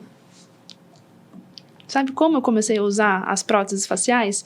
Eu operei uma colega, uma amiga fisioterapeuta, que ela fazia pós-operatório de paciente de cirurgia ortognática. E ela falava, Thaís, eu não quero ter parestesia. Eu vim aqui porque você opera com o piezo, eu sei que o piezo diminui a chance de ter parestesia, mas eu não quero fazer aumento, porque o aumento vai fazer parestesia. Eu falei, cara, seu caso não vai ficar bom se não fizer aumento. Não vai ficar legal. A sua queixa estética ela ainda vai persistir. A gente vai avançar a mandíbula, mas não precisa fazer aumento. Falei, e se a gente colocasse uma prótese? Ao invés de fazer a osteotomia do mento, a gente só descolar e colocar a prótese. Diminui a chance de você ter a parestesia, porque nós não teremos a osteotomia. Ela falou, vamos tentar? Eu falei, vamos. Ismael, a gente fizemos a cirurgia ortognática, a maxila, a mandíbula, e o mento dela, ao invés de fazer o avanço por osteotomia, eu coloquei uma prótese M. E ela não teve parestesia. Isso para mim foi ótimo, porque eu consigo refinar minha cirurgia ortognática com uma possibilidade do paciente escolher o tipo de mentoplastia que ele quer fazer, se é por prótese ou se é por avanço, com a vantagem da prótese não dar a parestesia ou diminuir a chance de ter parestesia. Eu já fiz casos que o paciente teve parestesia, sim, temporária. A parestesia voltou. Então, de lá para cá, eu comecei a usar nas cirurgias ortognáticas. Hoje eu faço bastante com anestesia local no consultório, não em casos de ortognática, né? Paciente face masculina, onde o paciente quer ter ganho de lateralidade de mandíbula, coisa que a cirurgia ortognática não proporciona, né? E esse é feito em consultório ou em hospital? Os dois.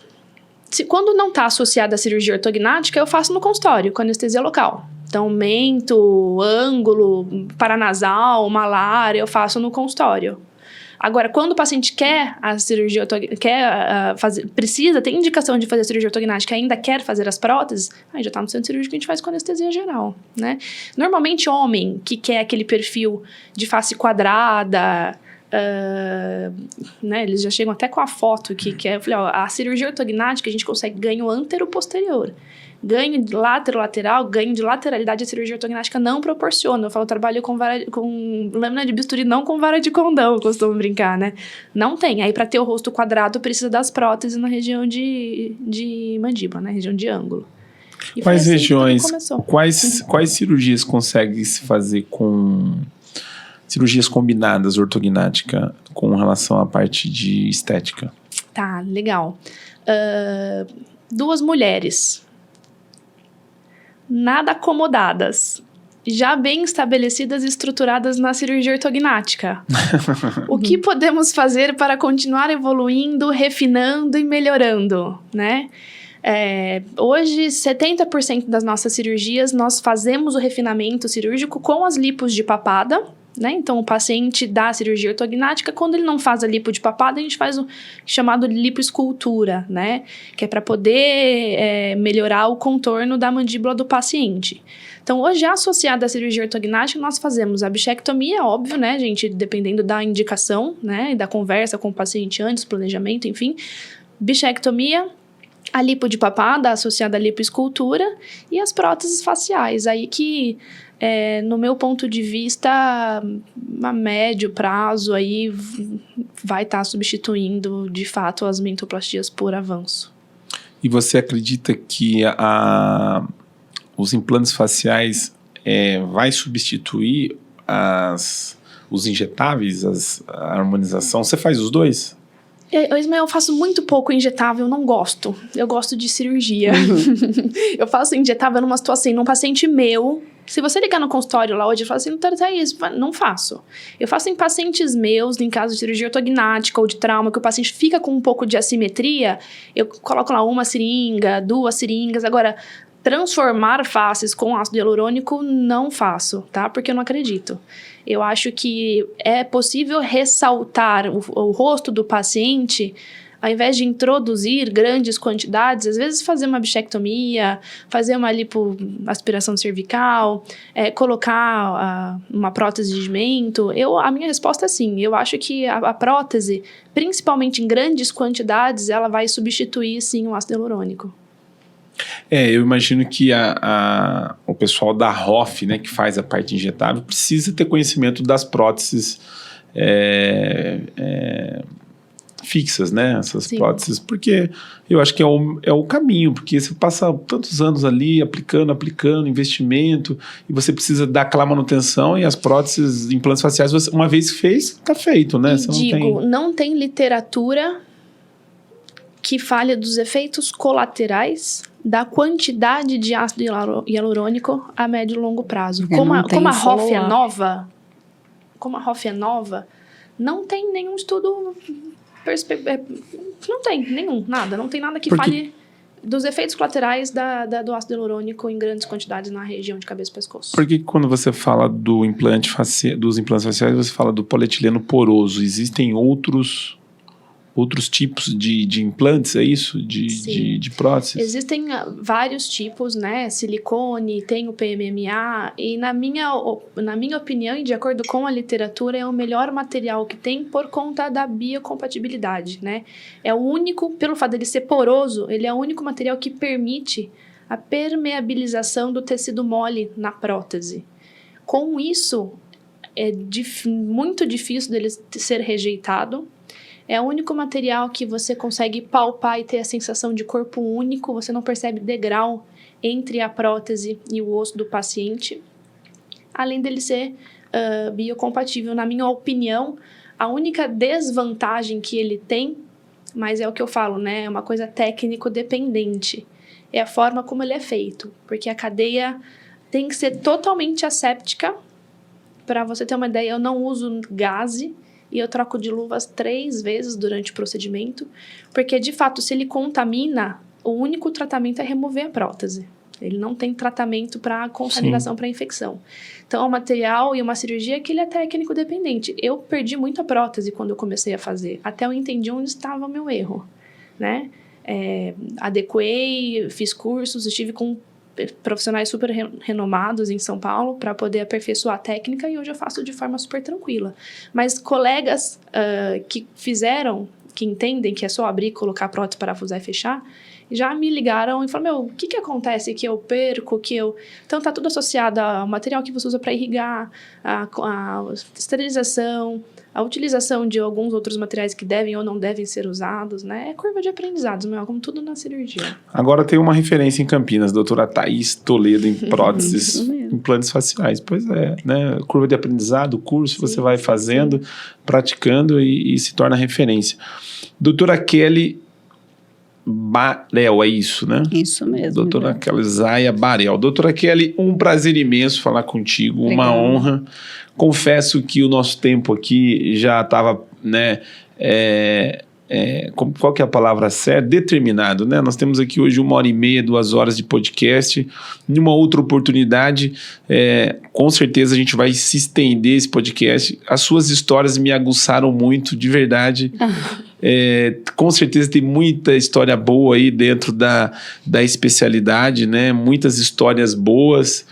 E numa próxima oportunidade quero, com certeza, a gente voltar a falar sobre isso, falar bastante sobre cirurgia ortognática, né, que se a gente for falar de pós-operatório, ela falou da parestesia, eu já queria fazer pergunta de pós-operatório, já queria entrar nesse negócio de pós-operatório, que eu acho que o paciente hoje, o maior medo do paciente hoje é o pós-operatório, né?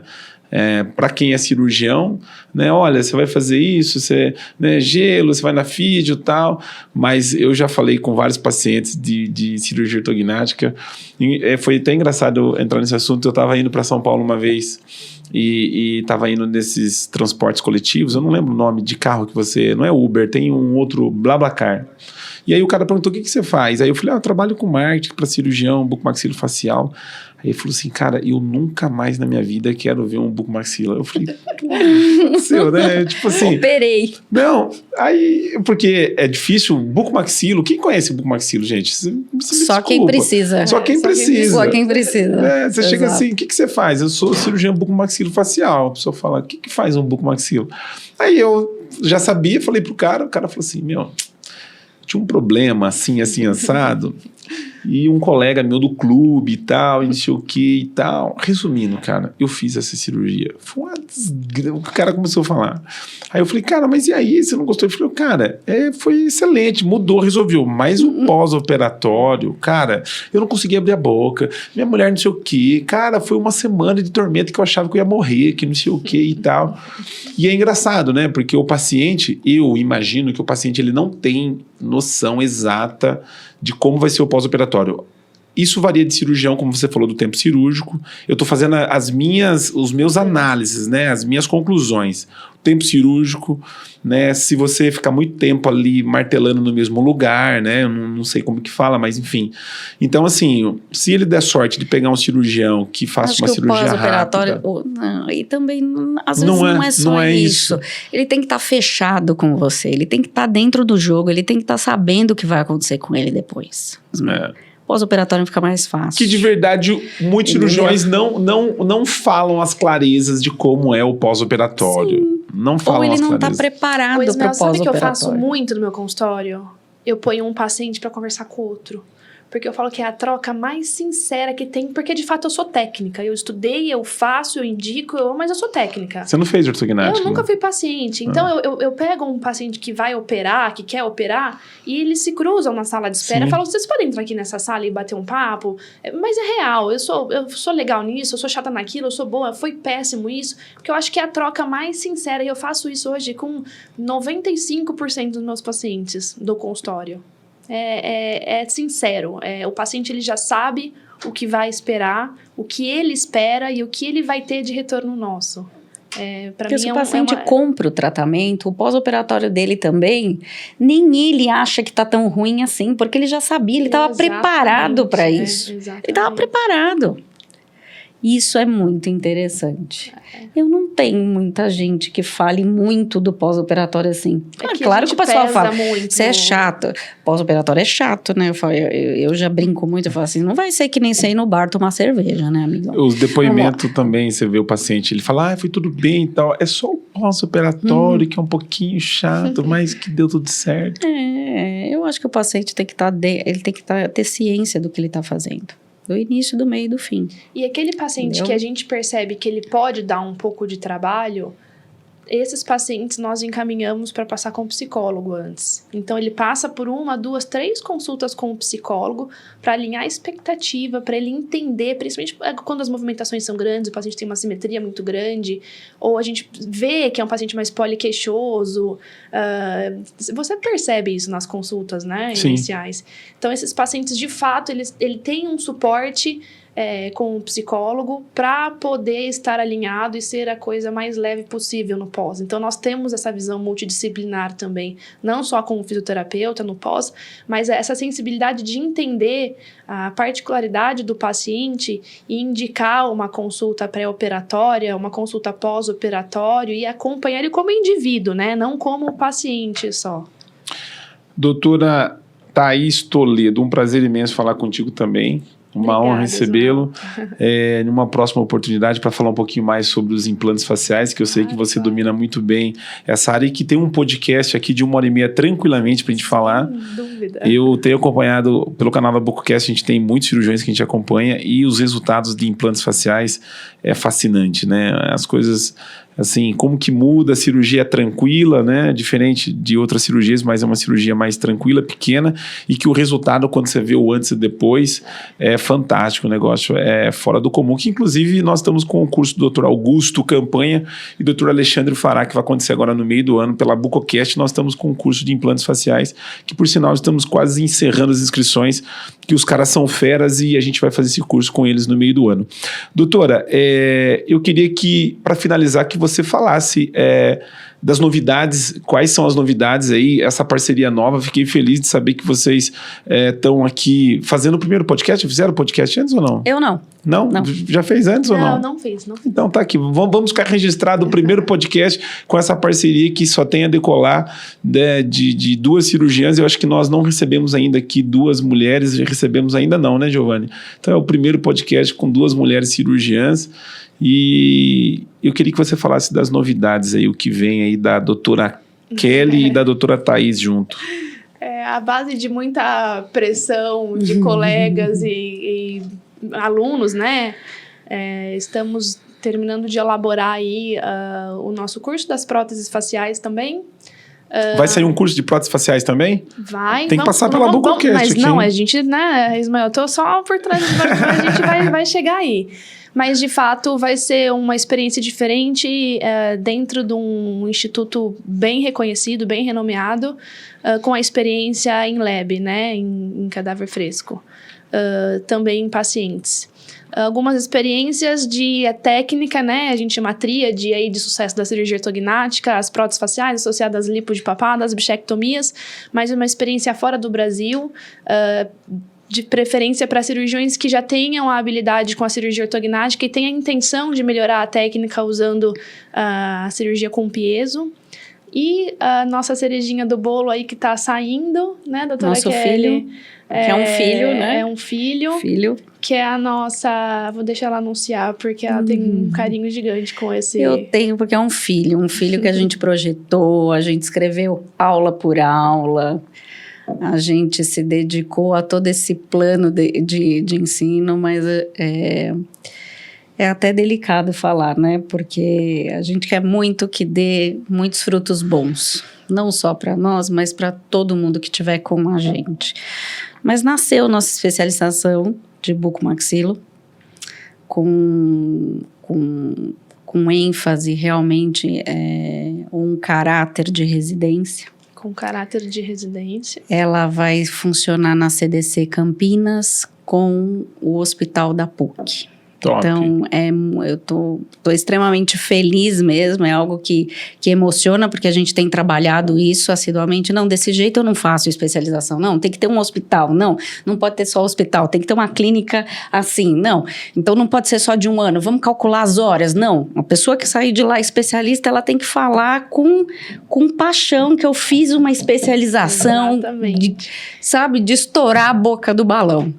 E era isso que a gente queria. Então, a gente demorou aí 1 ano projetando isso. Por isso que eu falo que é um filho. Então, agora, de fato, ele vai nascer, o nosso filho, de fato, com todos o que a gente acha extremamente importante na formação de um cirurgião bucomaxilo.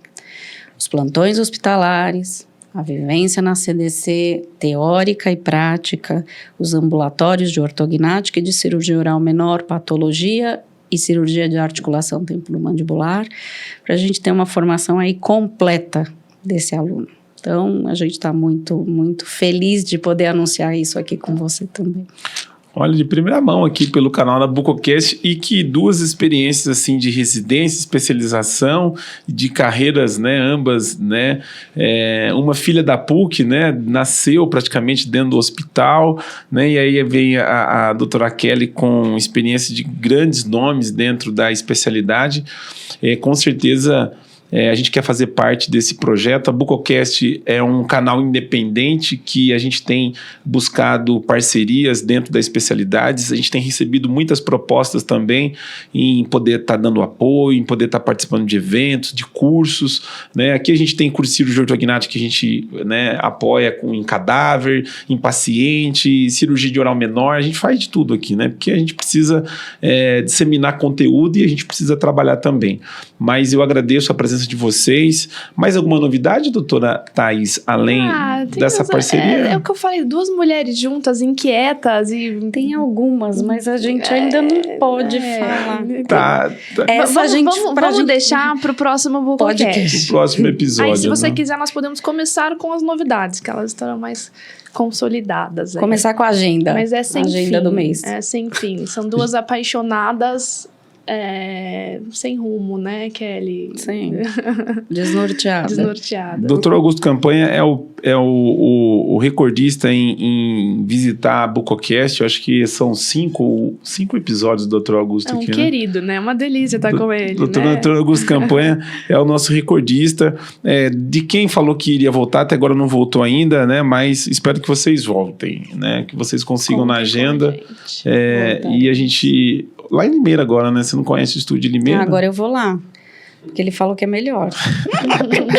Ele falou que é melhor. O estúdio de Limeira tá ficando, né, bacana mesmo. E a gente vai voltar a mexer aqui, né, Giovana? A gente precisa voltar a mexer aqui. Doutora Kelly Zaya Barel, essa câmera aqui é tua. Eu queria que você finalizasse. O nosso público aqui do Bucocast são cirurgiões residentes, a maior parte alunos de graduação. E você com 3 décadas, posso dizer assim, dentro da especialidade, uma jovem cirurgiã com 30 anos de experiência aí. Eu queria que você deixasse um conselho para esses colegas, alunos de graduação que estão buscando formação e que logo, em breve, pode estar com você também lá pela CDC, a especialização de bucomaxilo. Penso assim, vamos falar agora um pouco para quem está iniciando e para quem já está nessa jornada. Existe uma teoria de Dunning-Kruger, não sei se vocês conhecem, mas para mim ela faz todo sentido pensando num plano de carreira. Quando a gente inicia algo, a gente acha que pode tudo. A gente vai lá, então a gente opera todo mundo, a gente acha que vai tudo dar certo. E realmente durante um tempo, porque você se freia um pouco mesmo, isso dá.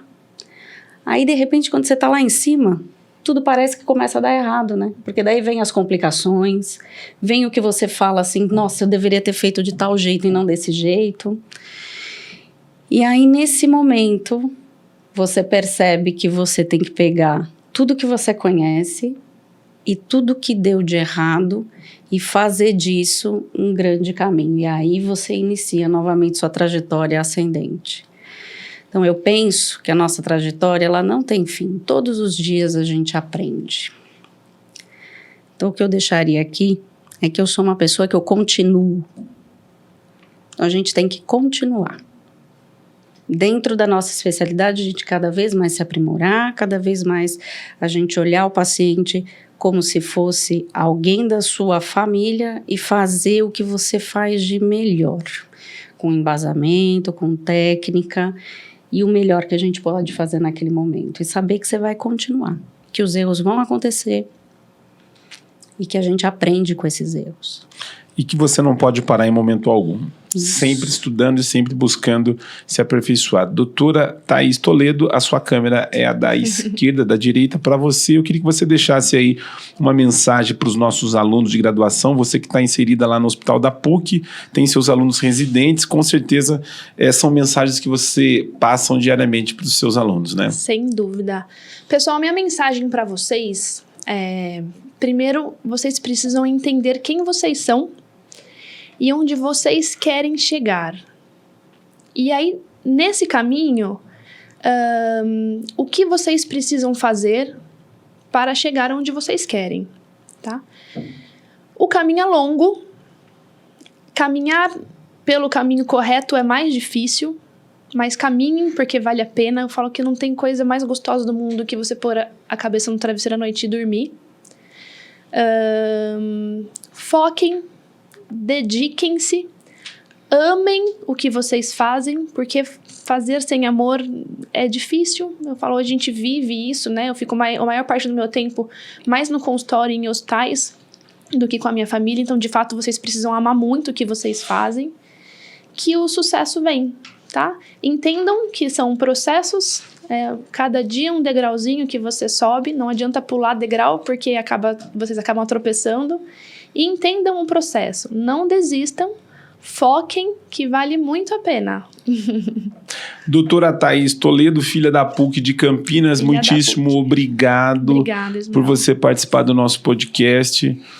Como eu disse a Kelly, a gente tem bastante assuntos e vocês voltarão com certeza para a gente poder fazer esse podcast. A doutora Kelly já falou do nosso estúdio. O que você achou do estúdio podcast? Eu achei maravilhoso. Que cantinho gostoso, agradável, energia boa, aconchegante, lindo, de muito bom gosto, muito bem decorado. Obrigado. Parabéns, que seja sempre um meio para você também estar inserido com carinho na vida de todo mundo, dos alunos, dos cirurgiões, fazendo diferença, continuando brilhando, que dá para ver nos seus olhos. Obrigado. E parabéns. Parabéns pela sua trajetória, pelo que você está conquistando e que você ainda cresça infinitamente mais. Obrigado. Você merece. Doutora Kelly, muitíssimo obrigado. Suas considerações finais, você já nos elogiou no início do podcast falando desse lugar, mas eu queria que você finalizasse também falando um pouquinho do que você achou da nossa estrutura aqui. Eu achei fantástico. Acho que a sua ideia de colocar-nos aqui de uma forma expositiva faz com que a gente também consiga aprender um pouquinho com cada um de nós e aproximar a sua forma de aproximar os cirurgiões. Eu acho extremamente relevante para a nossa especialidade, porque, como tudo, a união ela faz a força. Né? E a ideia de ter um podcast para a especialidade de bucomaxilo, acho extremamente enriquecedora. Então, você está de parabéns, você é uma pessoa incrível, achei isso desde a primeira vez que nós conversamos, é uma pessoa que vale a pena dar a mão. E aqui o local é super, super aconchegante, super gostoso, a gente se sente bem-vindo, a gente se sente bem-quisto, então eu só tenho que te agradecer o convite mais uma vez. Foi muito bom bater um papo aqui com você. Muitíssimo obrigado, nós do podcast aqui da BucoCast. Estamos aqui com o primeiro episódio com 2 mulheres aqui dentro do nosso estúdio. Pra gente uma honra, vai ficar registrado, né? O primeiro sempre fica registrado, né? Com essas 2 mulheres, grandes mulheres. Recebi um presente também delas aqui. Muitíssimo obrigado pelo presente que vocês trouxeram. Vamos escolher um espaço bacana. Não sei se no estúdio de Piracicaba ou no estúdio de Limeira nós vamos deixar guardado lá na nossa estante. Tem uma estante nova lá em Limeira. Eu quero que vocês vá lá e vai ficar muito bem esse presente lá. Doutora Thaís Toledo, muitíssimo obrigado. Doutora Kelly Zaya Barel, muitíssimo obrigado. Quero fazer parte desse projeto de vocês aí, da especialização, dos cursos de implantes faciais. Conte sempre com a gente. A BucoCast tem participado de eventos, de cursos, né? Acho que essa semana nós vamos estar lá na Sobracibo, que acontece agora amanhã, quinta, sexta e sábado. Vamos estar no Cobrac também, final do ano, lá em Manaus, Pará. Vai ser no Pará. Vamos estar no Cobrac também. Então a BucoCast vem, graças a Deus, crescendo e graças a vocês que têm compartilhado de conteúdos assim grandiosos e que têm colaborado muito com os nossos alunos que nos acompanham. Muitíssimo obrigado, viu? Obrigada. Você que ficou com a gente até esse momento, ainda não é inscrito no nosso canal, vai lá, se inscreva no nosso canal, no YouTube, no Instagram, e vamos deixar na descrição desse vídeo o Instagram da doutora Thaís, da doutora Kelly, e para você que tem alguma dúvida também, com certeza elas vão responder vocês. O nosso forte abraço e até a próxima.